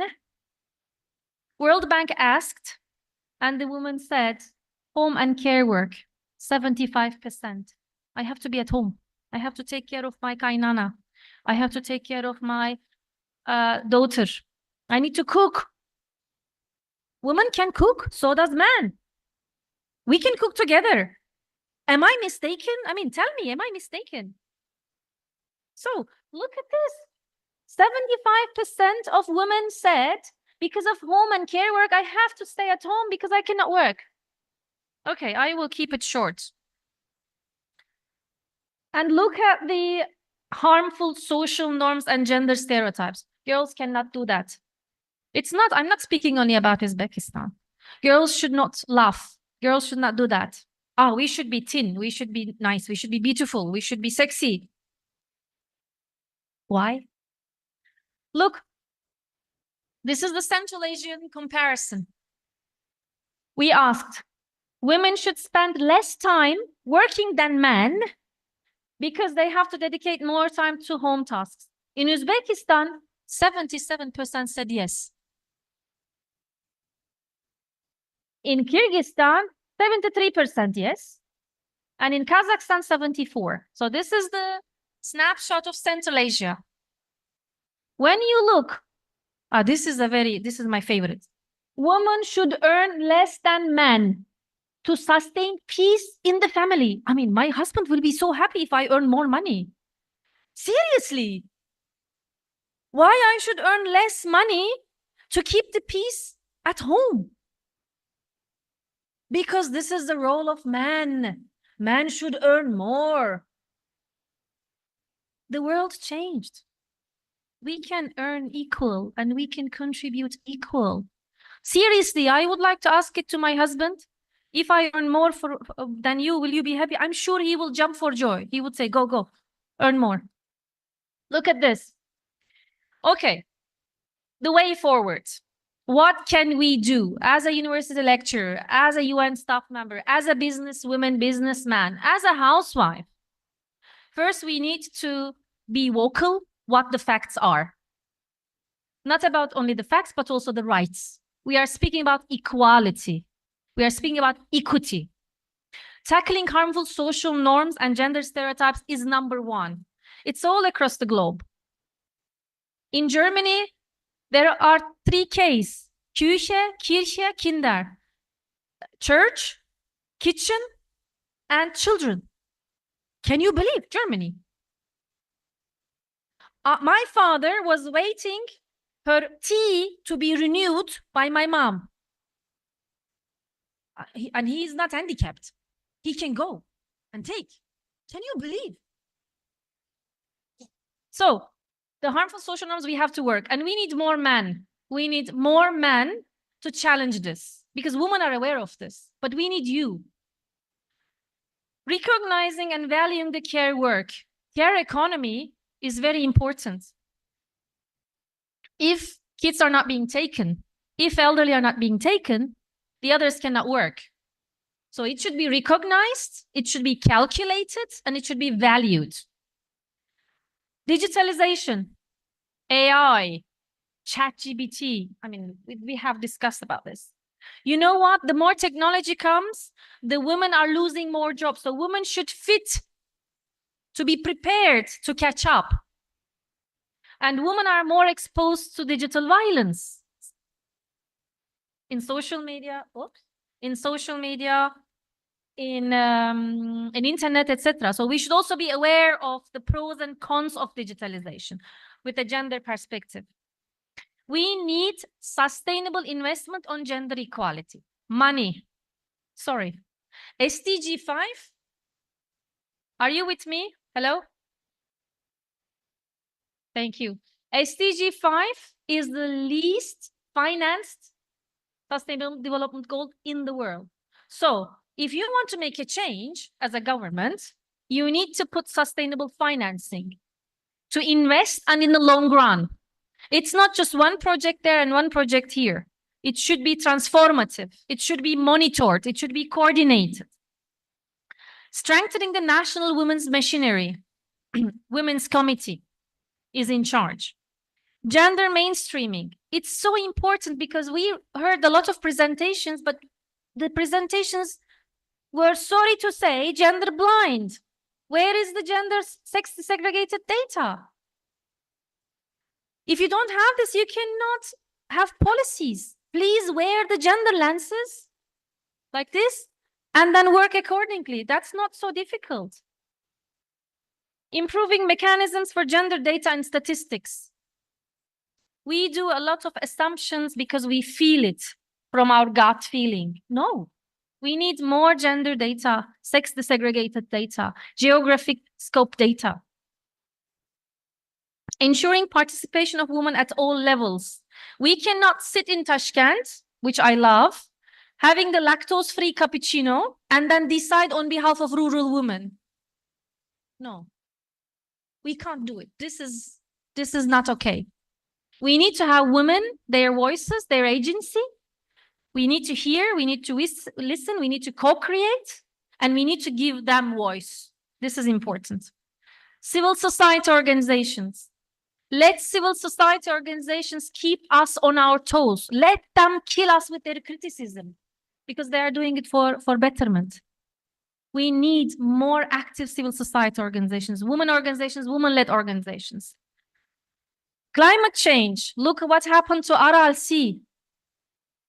Climate change and the impact of climate change on women. It is far more than on men. Aral Sea is just a little example.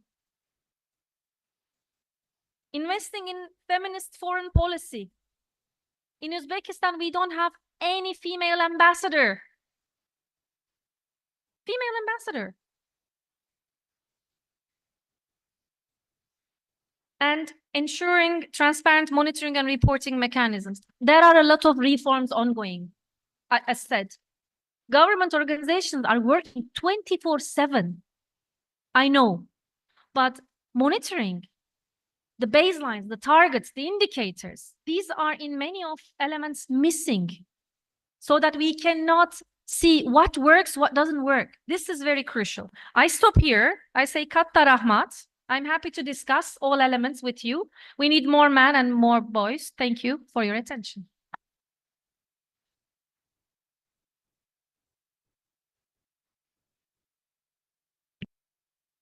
Thank you very much for comprehensive, entertaining, and well-structured presentation, Ms. Gwen. It highlights impactful strategies and demonstrates a clear understanding of the progress made, and relevant data with examples adds depth to the analysis showing positive outcomes. Thank you once more.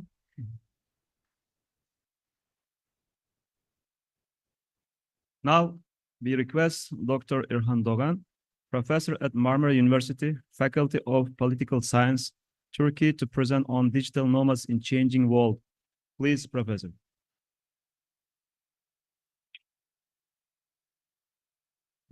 Selamünaleyküm.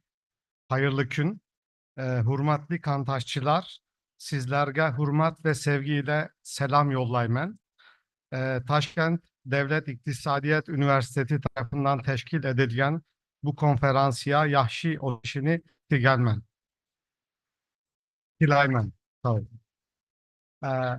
Good morning.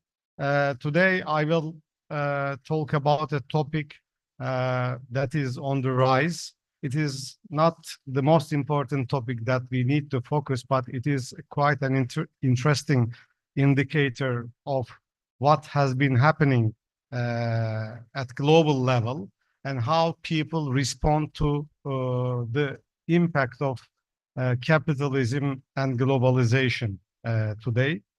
It is highly related. I would like to take your attention to that point. It is highly related with the issue of mobilizations of factors of production. As you all know, factors of production in the global world has been on the move. It is, in my opinion, a robust approach to understand globalization better. So we know that goods, capital can freely move around, but there are limitations on the mobility of individuals and services on Earth. And now I will talk about the second part, which is subject to several limitations, mobility of the human, and how human beings respond to the impact of globalization over them. What I will share with you will be based on a research that I have conducted in Thailand for the last year. I was affiliated to Chulalongkorn University there within the frame of a European Union funded project named Labor.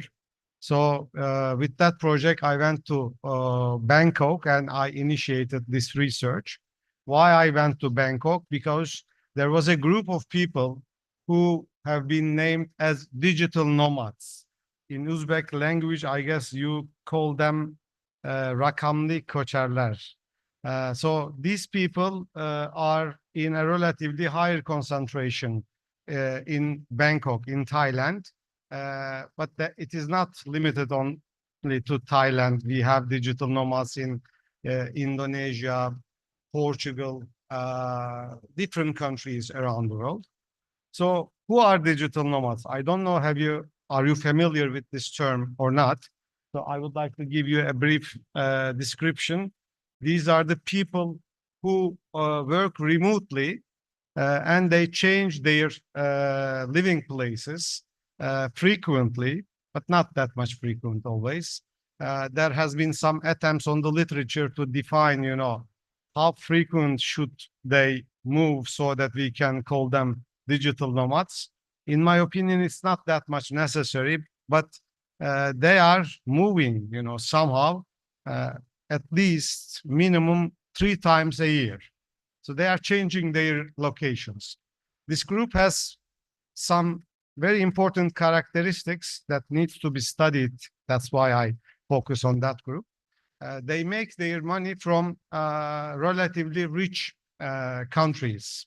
So let's say a digital nomad who is preoccupied with software development do work for a German company, but these people prefer to live in Thailand, Indonesia, Portugal, or another country which they find relatively better to live.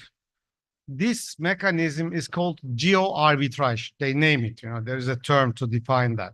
So they make their money from the West, but they spend it and they live in somewhere in the South or the East. Why? Because if they earn, let's say 2,000 euro in Germany, it will be enough perhaps for a living, but it wouldn't provide them a good life as they expect to live. But if they earn that money from Germany and spend it in Thailand, it provides them a relatively better life. So that is quite a simple mechanism. I'm sure you all understand it. This is how it works. So these people move. They decided to move. I made around 40 interviews. Let me try to. Yeah. I made 40 interviews with members of this community in Thailand, in different locations in Thailand. I was mainly based in Bangkok, but I visited Koh Samui Island. I visited Chiang Mai, which is a major digital nomad destination. By the way, there are cities which are quite famous among the digital nomads. So they know these cities, and you can meet a very relatively high concentration of digital nomad community in these cities, which are known by all of them. And if you search on internet, you can definitely find a list of the most popular digital nomad cities. And I asked them questions. These were my questions. In the literature regarding digital nomads, the question why and how they decided to move and what are the factors that take into consideration when they make their decision to move is highly studied. I am a politologist, political scientist, so for me, the most interesting part regarding this group was not the mechanisms that they were utilizing, but the initial decision. I was quite a lot interested in the reasons of their initial decision. And I asked this question to people. I got several different answers. I will try to share them with you. I am also interested in the connection of digital nomads with their states, with their countries, with their nations as well. It seems to me that the link between citizen and their state has been subject to a radical change. There are several reasons behind that. I will not get into those reasons, but it's changing. And people are connecting themselves to their nation or their state in a relatively different way than they were doing it in the past. So I was interested in this change, how people connect themselves or define their relationship with their states and how they respond to the pressures, the bottlenecks that living in a certain country creates over them, and how they respond to the policies of their governments and the states. These were the most interesting questions for me as a political scientist. I asked them several questions. By the way, you also should know that, when you ask a person what was the major factor that influenced your decision to move, they don't talk about their encounters with the state. This is not the first answer. You know, when you make the interviews, you learn it. People give you several answers. Most of the answers are naturally quite personal. So they are referring to some personal reasons. And out of those personal reasons, they make this decision to move. I asked them about how they decide to become a digital nomad. I also directly asked them if there was anything to do with the state or government. This question was a kind of tournesol paper for me, even though it was not directly related with the state, but it has a relation with it. How do you manage health-related risks as a digital nomad? Because I figured out that digital nomads, I will come to that. I'll check my time. It is going. Digital nomads are making up a quite fragile group in terms of health-related risks. Why? Because many of the digital nomads, due to several reasons, do not buy a health insurance on the countries that they were living in. Especially if they were young, they were saying that, you know, they don't have any health issue and they didn't feel a need to buy the health insurance. It was very interesting. I was asking them, you know, but the answer was changing, by the way. When you make interviews with older digital nomads, you see that, you know, they started to need health coverage. So they were, you know, thinking about this issue, and it seems that they developed some solutions. Another question was related with retirement plans. This was very striking for me. I find out that, you know, digital nomads were not at all believing in the fact that their government or their country would provide them a national health insurance benefit when they reach to the age of retirement. They were telling me that, you know, we don't believe in retirement pension. We don't, I mean, this is not what they were willing to do or wishing to, but they believe that state and the current system will not be able to pay them good retirement pensions when they come to the age of retirement. This almost become an ideology. In my opinion, this is an ideology which is highly related with the neoliberal era that we passed through. Up until I heard the answers to this question, I was a bit skeptical about the term neoliberalism. You know, this became an empty signifier, in my opinion. However, I saw that it was concrete. People lost their belief to retirement pensions.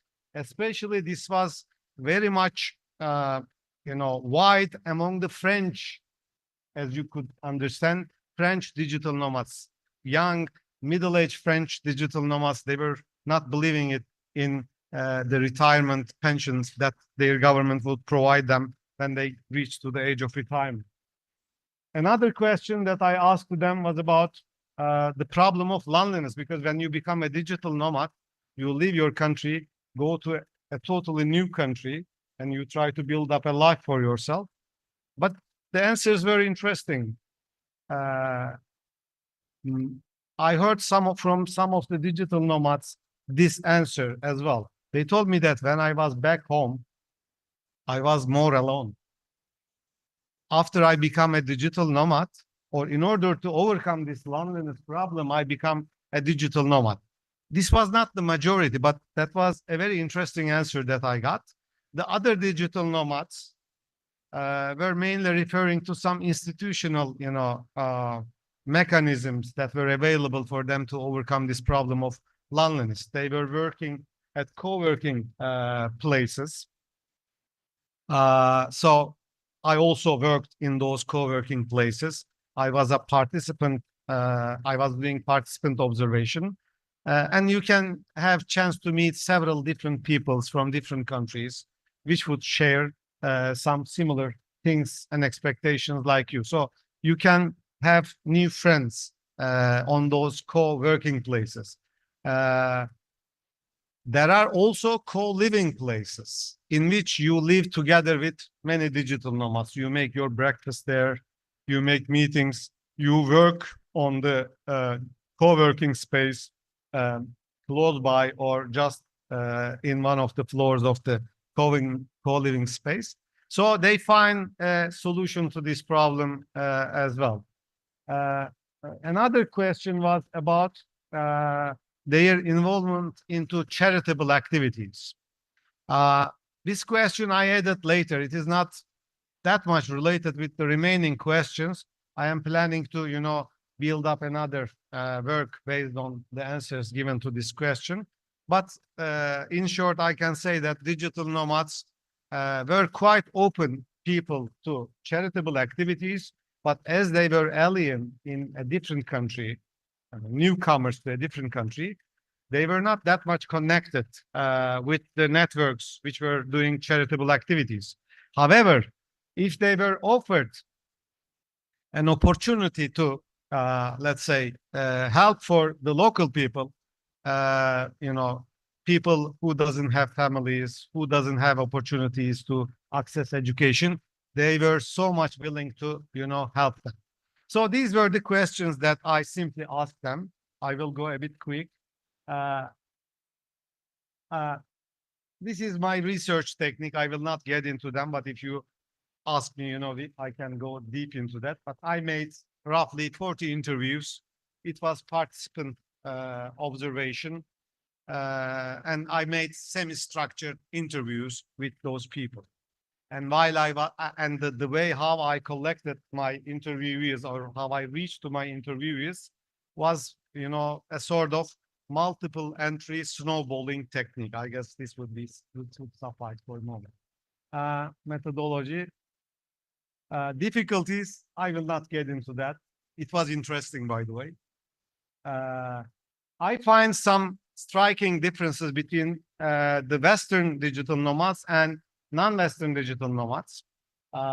Interestingly, Western digital nomads, when I asked them why they decided to be digital nomads, they were giving me some very personal answers. So in most of the case, they were reluctant to say it, but I asked them openly if they had a personal, crisis, a family crisis, a breakup with their partner, or increasing prices of the rent, etc. Personal things. They were mainly referring to personal stories.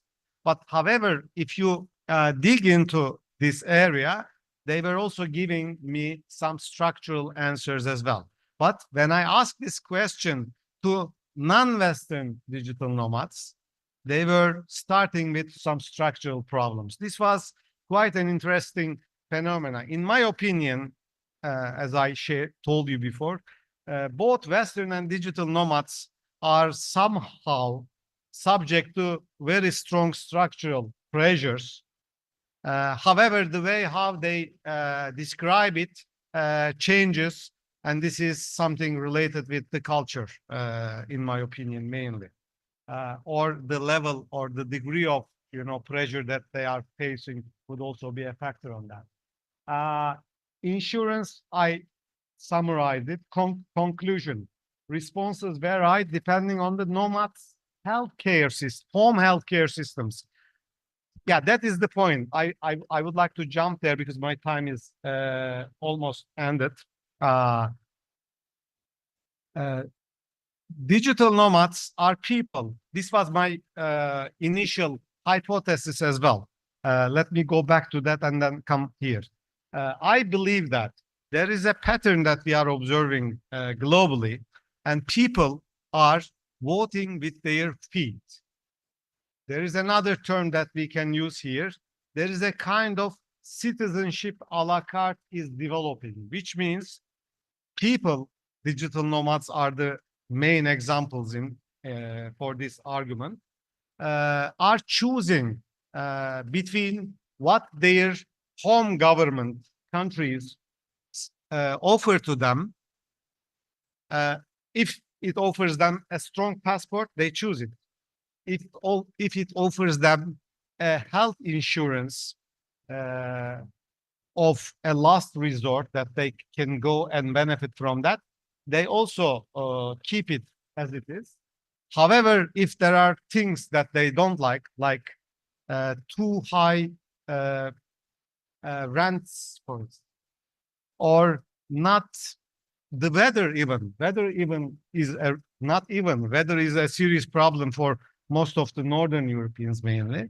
So if they don't like some part of life that they are into, they try to accommodate it with some better alternatives, and they feel themselves free to move. And there are governments, countries, which invite these people to their land because they try to benefit from them.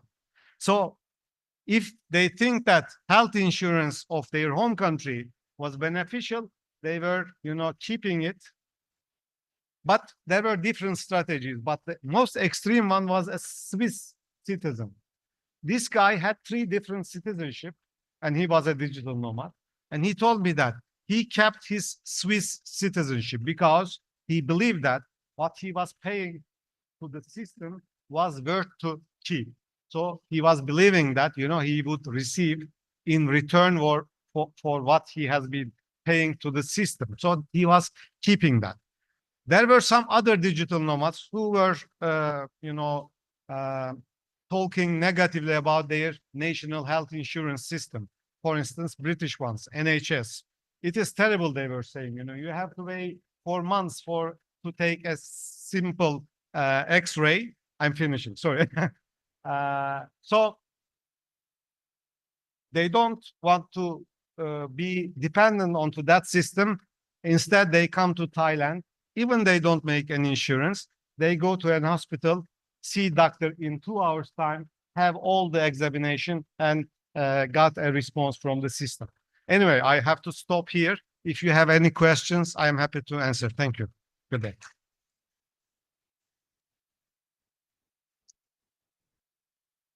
Thank you for well-explored topic, Dr. Erhan. Accept our heartfelt thanks.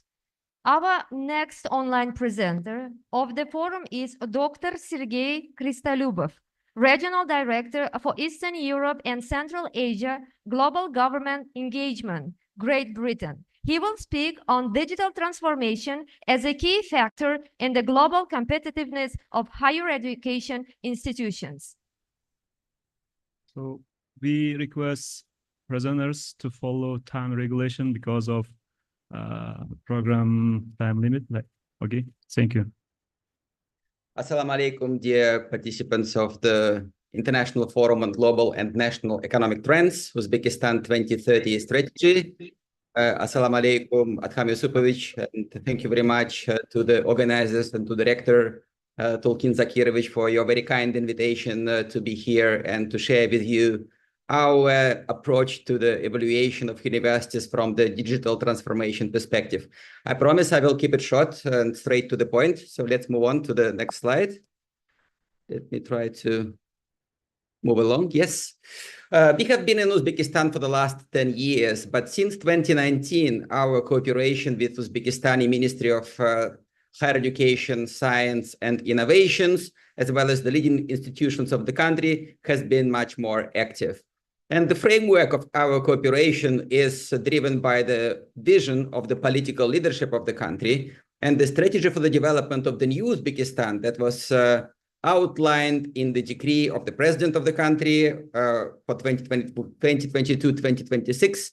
And in that decree, the president of Uzbekistan, Shavkat Mirziyoyev, said that 10 potential higher education institutions will have to be included and identified for the inclusion in international rankings, QS and Times Higher Education. And development of a target program will have to be done for the inclusion of higher education institutions in the global international rankings. So in the context of this vision of the political leadership of Uzbekistan, we have worked with quite a number of institutions of the country to develop their resources and capabilities required to boost their international global competitiveness in global academic and employer communities. Our mission is very well aligned with the vision of political leadership of the country. Our mission is to enable motivated people anywhere in the world to fulfill their potential by fostering international mobility, educational achievement, and career development. In the center of everything we do, we have the student. And data that we collect and the rankings that we develop are aimed at helping the student make an informed decision on the university, on the educational program that would help the student to fulfill his potential.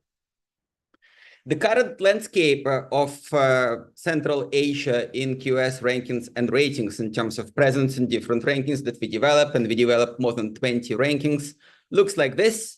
So currently we have 2 institutions from Uzbekistan in our QS World University rankings, which is a great achievement this year. For the first time ever, Uzbekistan made debut in the flagship rankings of QS. 3 institutions are now included in QS World University rankings by subject, and just last week, Tashkent State Technical University, named after Islam Karimov, was included in the top 150 best universities in petroleum engineering. Congratulations to the university on this remarkable achievement.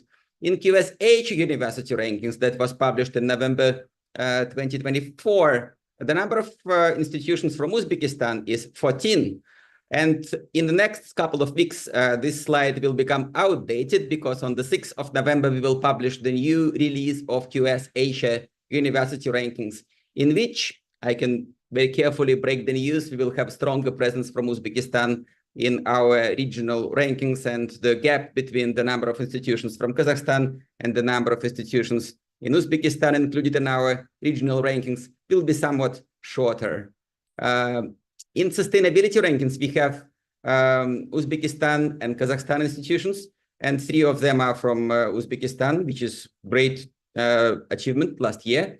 In QS Stars, we currently have 10 institutions from Uzbekistan. Uzbekistan is not yet present in our QS Global MBA rankings and in QS Best Student Cities rankings.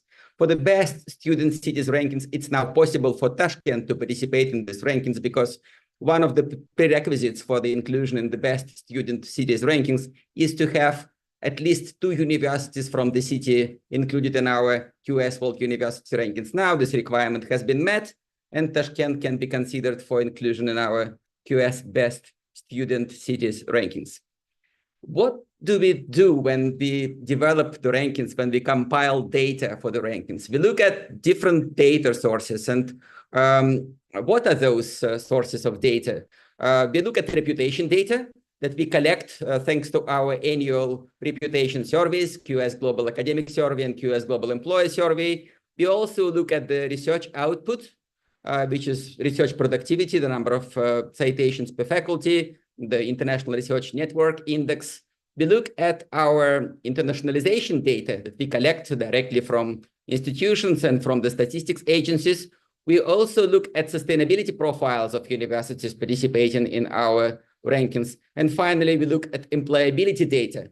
And we believe employability is absolutely critical for global competitiveness of any university, and I will talk about it later. What do we not capture? What can we not capture in our rankings? What kind of data can we not provide students with through the lenses of the rankings indicators and methodologies? Many things are not captured in these rankings.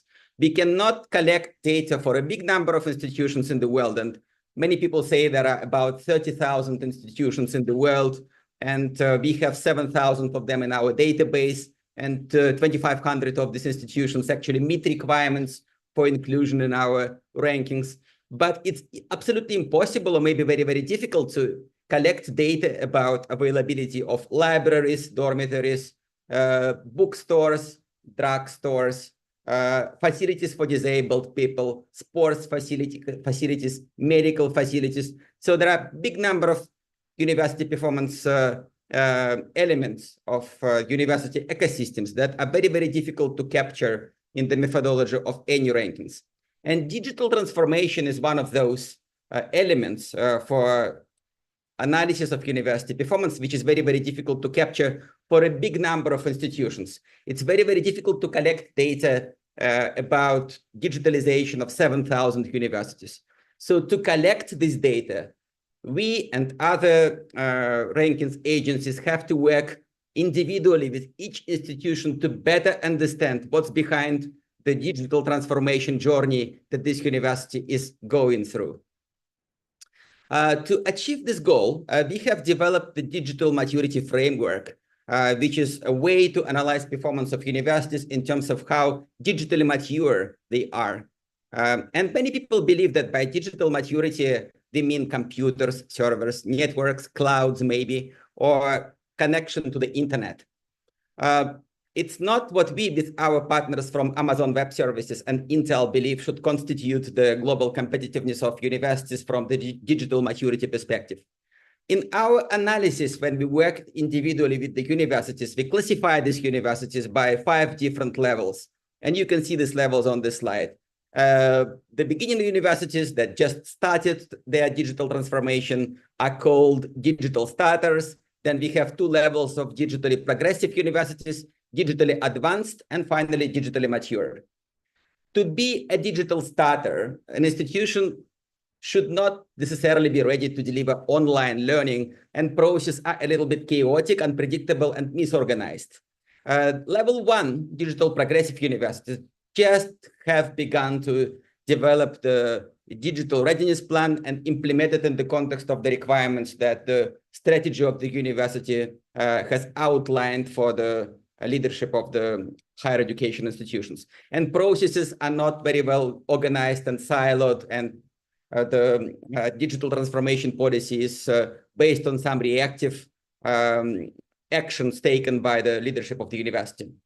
The next level of digitally progressive university is for those universities that actually have a very strong digital readiness plan, and the actions and the processes in place are largely proactive. Digitally advanced, they have a very robust digital readiness plan at the institutional and department levels, and these plans are based on some feedback from stakeholders, such as the leaders, faculty members, students, and employers. Processes are quantified, they are measured, and they very well can be controlled. And finally, digitally mature universities have some very strong plans based on the stakeholder feedback, clear time-bound action plans to overcome challenges facing them in delivering the student experience in the digitally friendly environment. And there is a continuous focus on process improvement. What has triggered this work? Why did we decide to go and analyze university performance in transformation of their digital infrastructure? Number one, it was the pandemic. When the pandemic started in the first few months of 2020, you may remember, even the most successful, highly reputable universities were struggling to adapt their infrastructure to guarantee a good quality of online education, access to the virtual classroom, and very stable internet connection for thousands of students. As universities had to cope with these problems, it became very evident that certain actions have to be taken to improve the university infrastructure and bring it to the next level, digital infrastructure. And the next trigger was the revolution of artificial intelligence that requires universities to bridge the gap between the skills of graduates and the skills demanded by employers. It's absolutely critical that AI, large language modeling, big data and machine learning skills are taught at universities so that their graduates could be prepared to be employed after graduation, because these skills are now increasingly more and more required by the industry, by different companies and various sectors of the economy. So we measure, first of all, what does the leadership do of the university to achieve a high level of digital maturity, high level of digital transformation. We look at the policies that the universities have, what kind of governance models have been introduced in the universities. We look at the teaching and learning, how technology is integrated in the curricula of universities and what kind of skills are being transferred to students as a result of this integration. We also look at the data infrastructure and how data are managed within the university, what kind of data lakes there are, what kind of data workflows have been implemented. This is absolutely critical and super important. And finally, we look at the technological infrastructure, which includes the architecture, instructional systems, software services, and all this. And as for outputs, we look at the student experience of faculty members, and employability, so which is employer experience. It's very, very easy to measure outputs because we conduct student satisfaction surveys, we conduct the faculty members surveys, and we also conduct employer surveys in which we ask questions, how happy, how satisfied students and faculty members are, as well as employers, about the digital transformation, about availability of technologies and policies, and in every university. What do we do to measure inputs? We have developed this framework. And in this framework, we look at the very large range of aspects going far beyond technological infrastructure, which is the quality assurance, the policy making, different policies related to data privacy, the data management, access to data, security, business continuity plan, what happens if something terrible occurs and the university is not prepared for some emergency situation? Is there any technology contingency plan in place to cope with these challenges? And of course, does the university have online resources, online library, access to electronic collections of books, of journals, so that the online blended formats can be very well organized in every university, which should help university to become more agile, more prepared for any potential challenges when we have to move the education process from the on-site conventional classroom to the virtual classroom. And we have done this project last year and this year, and 10 institutions in India have become the first participants of our digital maturity framework. We have presented certificates to these universities. Last year, one university in Kazakhstan joined our program, which is Narhos University. We have evaluated all these processes, policies. We have talked to employers about how happy they are with the digital skills of graduates from this university. We have also looked at all the different clouds, networks, connections. We looked at the data privacy. We looked at the policies. And as a result, we believe our universities participating in this program have been able to significantly improve their levels of digital maturity, because not only did we give them the certificates, we also presented a comprehensive roadmap of how the reality and how they can bridge the gap between the reality and the strategic aspirations to become digitally mature. And we do the excellence awards. Those institutions that have demonstrated very, very strong results in the journey to digital transformation have received our certificates of excellence. I hope I have made it in 10 minutes. That's the story. If you want to learn more about our digital maturity framework, you can reach out to me. You can see the email address in the bottom left corner of the screen. Thank you very much again for the opportunity to speak here, to be here with you today. And I hope you will have a fruitful rest of the day. Many, many thanks. Rahmat. Thank you for insightful presentation. You very effectively highlighted the importance of embracing digital technologies to enhance educational quality and accessibility. Dear guests and participants, we have only 2 speakers left, and we would kindly ask our presenters to manage in time, please. Now we are excited to hear speech by Dr. Joanna Gols, Chairwoman of the Economic Chamber, France, Uzbekistan. So we kindly request Madam to continue our event by sharing information on green finance and economic collaboration, leveraging France-Uzbekistan partnership for sustainable investment. Please.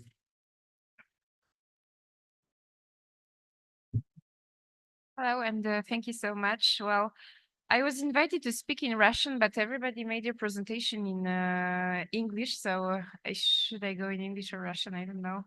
Maybe I will keep to English as everybody else. I won't keep you long because, well, I have a no man's land next to me and I see a lot of empty chairs. So I guess that lunch is an appealing idea right now. So, well, yeah, it works. So I have a short presentation. So I am from the CCI France-Uzbekistan, which is the Economic Chamber of France, Uzbekistan, and maybe a few words about the chamber first. So We are quite new, actually. Last year, when I came to this conference, we still had a business club. So we opened a chamber for trade and industry in November last year.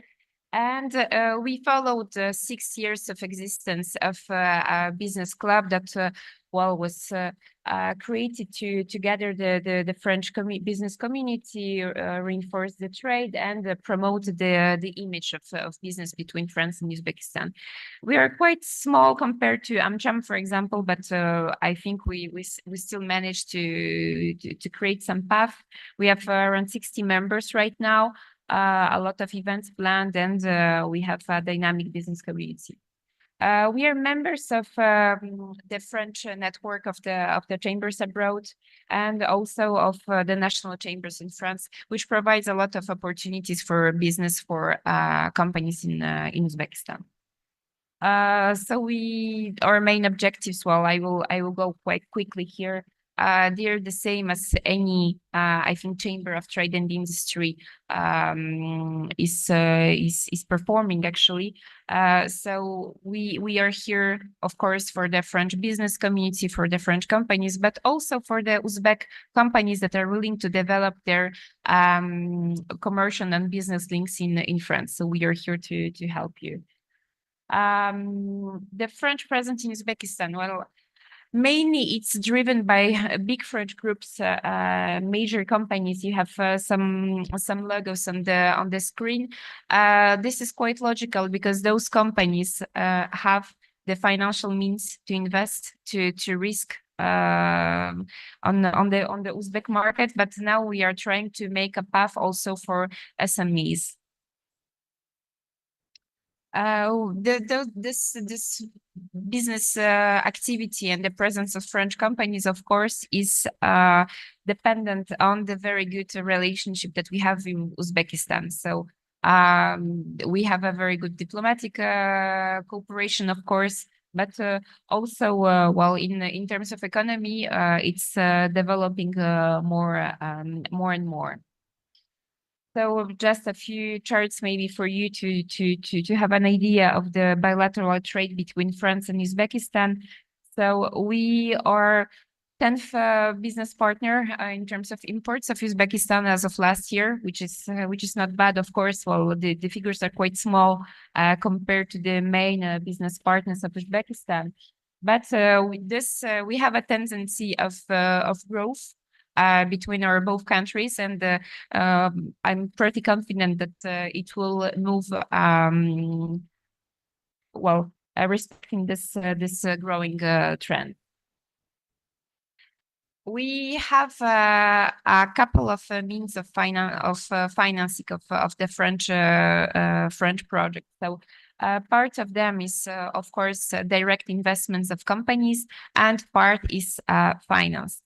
And in the finance sector, I think it's quite interesting to note that the French projects that are developed right now, that are financed through credits, are all dependent on the environmental dimension of the projects.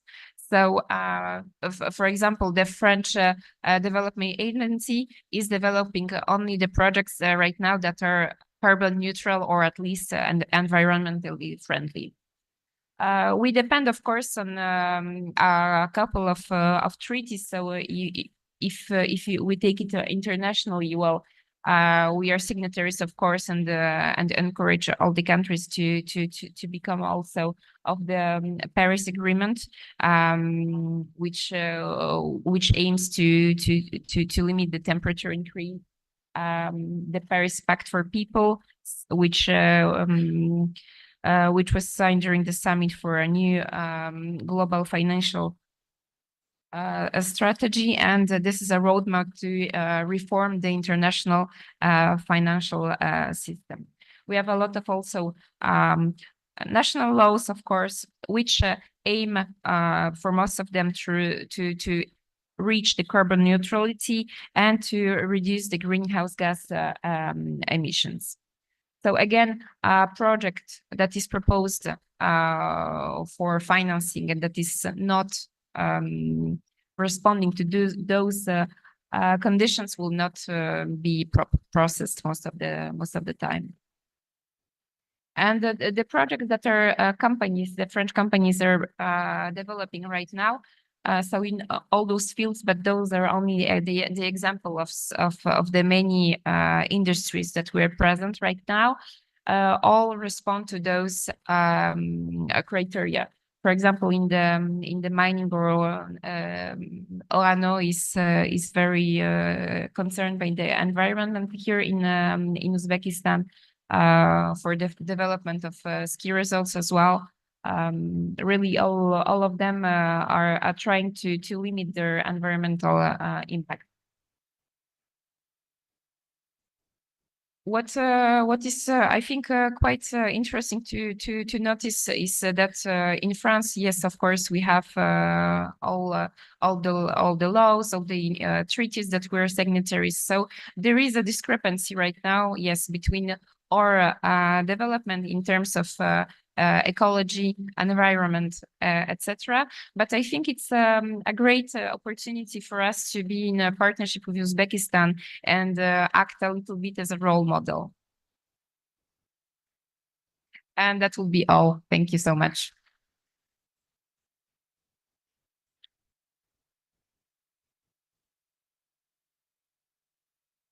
Thank you very much.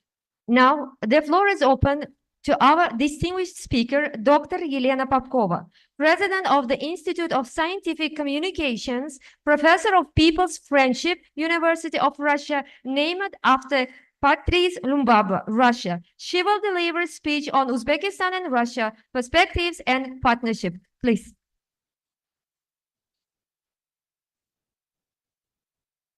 Ассаламу алейкум. Спасибо. Я буду выступать на русском языке, поскольку тоже язык был заявлен в форуме. И хотела сказать, что сегодня цель нашего форума – это обсуждение научно-практических проблем, проработки научно-методических положений, практической реализации стратегии Узбекистан 2030, утвержденной указом президента. Сегодня мы с вами решаем задачи обеспечения так называемой народной стратегии, которая разработана и принята и реализуется в интересах узбекского народа. Я хочу поблагодарить руководителей университета за организацию такого прекрасного форума. И мой доклад посвящен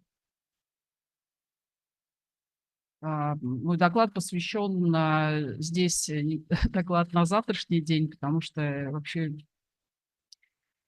у меня другой доклад был. Вот. Ну, я тогда несколько слов скажу по реализации стратегии России и Узбекистана и перспективам сотрудничества. Дело в том, что в Узбекистане действует технопарки Чирчик и Джизак, которые создавались с привлечением российских управляющих, и работают в нем 10 компаний, 14 резидентов. В Джизаке работает 3 компании, это 7 проектов. Хотела сказать, что в условиях санкций присутствие российского бизнеса в Узбекистане очень увеличилось. У меня в той презентации, которая должна была быть в этот день, как раз и представлена схема, сколько конкретно в Узбекистане работает российских предприятий, и основная доля бизнеса сегодня в Узбекистане представлена российскими резидентами. Конечно, большинство запросов бизнеса сейчас завязано на промкооперацию, и в последнее время, конечно, очень большое значение принимает страхование инвестконтрактов. Интерес вообще к Центральной Азии, как правило, связан с экспортными планами производителей, а также технологическим партнерством, когда необходимо привязаться к компонентным базам или привязаться к каким-то размещению сложного высокотехнологичного оборудования. Недавно, после встречи 2 лидеров России и Узбекистана на полях, было заседание Совета регионов России и Узбекистана, и было выдвинуто 12 блоков мероприятий, направленных на укрепление межгосударственного взаимодействия и сотрудничества трудничества 2 стран, в том числе организация различных встреч, в том числе и сессии между туристическими государственными бизнес-организациями. Прогнозируется, что реализация реализация запланированных мероприятий позволит к 2027 году увеличить взаимный турпоток на 40%, приблизит количество поездок к 2 миллиона поездок в год. Сегодня Россия самая наиболее посещаемая страна в Узбекистане, которая обеспечивает туристический поток. В апреле Минобрнауки России была встреча в сфере высшего образования Узбекистана. Российскую сторону представлял замминистра.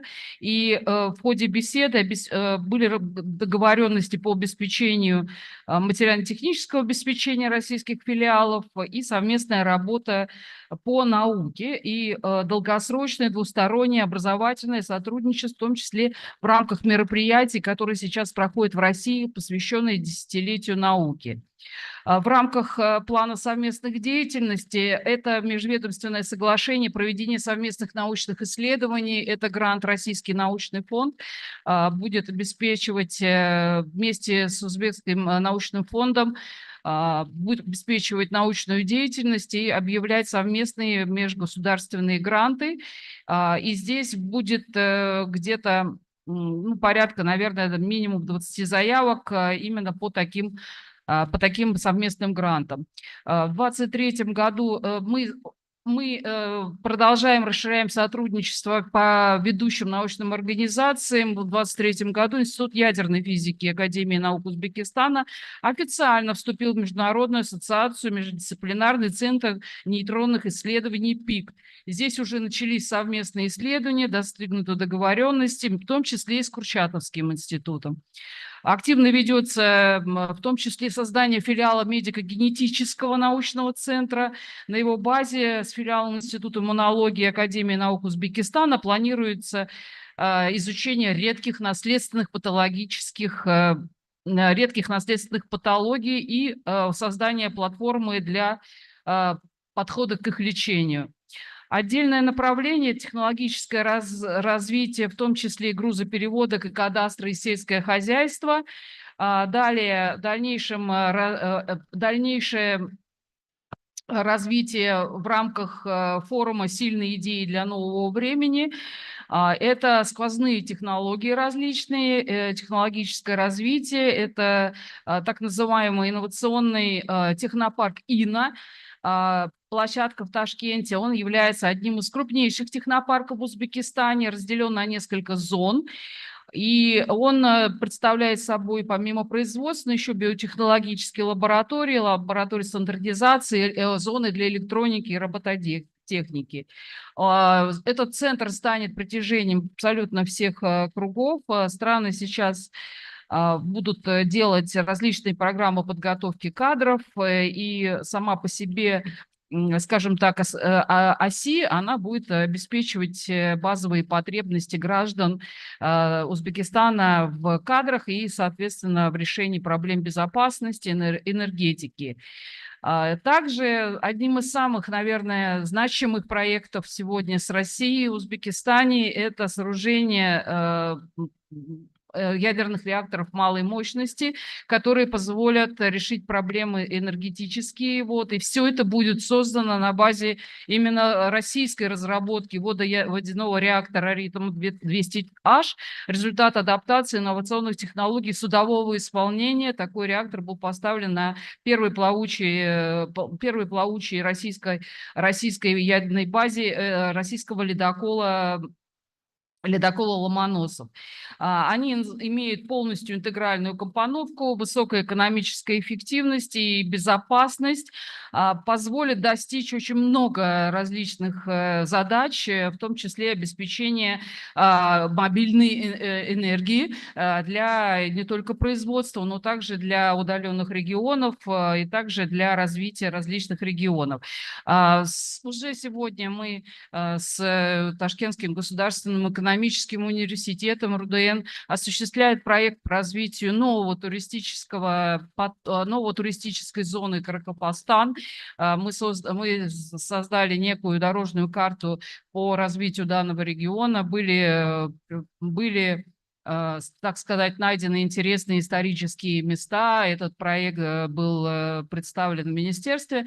И, конечно, Ташкентский государственный экономический университет совместно с Российским университетом дружбы народов будет, конечно, развивать вот этот туристический, скажем так, новый туристический кластер. Он будет не хуже, чем Бухара и Самарканд, и Хива. И надеемся о том, что это позволит еще больше укрепить взаимоотношения, в том числе и экономические, и туристические, России и Узбекистана. Я выражаю глубокую благодарность руководству Ташкентского государственного экономического университета за высочайший уровень организации сегодняшнего форума, в частности, ректора Тышбаева Тулкина Закировича, а также проректора Абдурахманову Гульнору Каландаровну.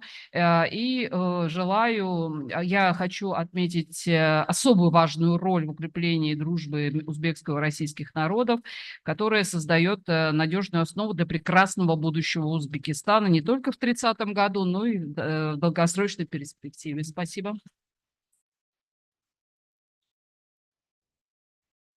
Спасибо большое. Мы тоже очень благодарим вас. Вы очень ярко изложили ключевые аспекты сотрудничества между нашими странами, подчеркивая важные исторические контексты и современные инициативы. Ваш анализ действительно помогает лучше понять взаимные интересы и возможности для дальнейшего развития партнерства наших стран. Ladies and gentlemen, let us once again thank our distinguished guests and speakers giving their time and insight today. We would like to express our profound gratitude to all you for presence in this international forum. Dear guests and participants, our today's session is over. Thank you so much for your time and attention. We hope and invite you to take part in other sessions of our forum afternoon and tomorrow. For further detailed information of the forum you may get from the program, now it's time to enjoy your lunch and please, thank you.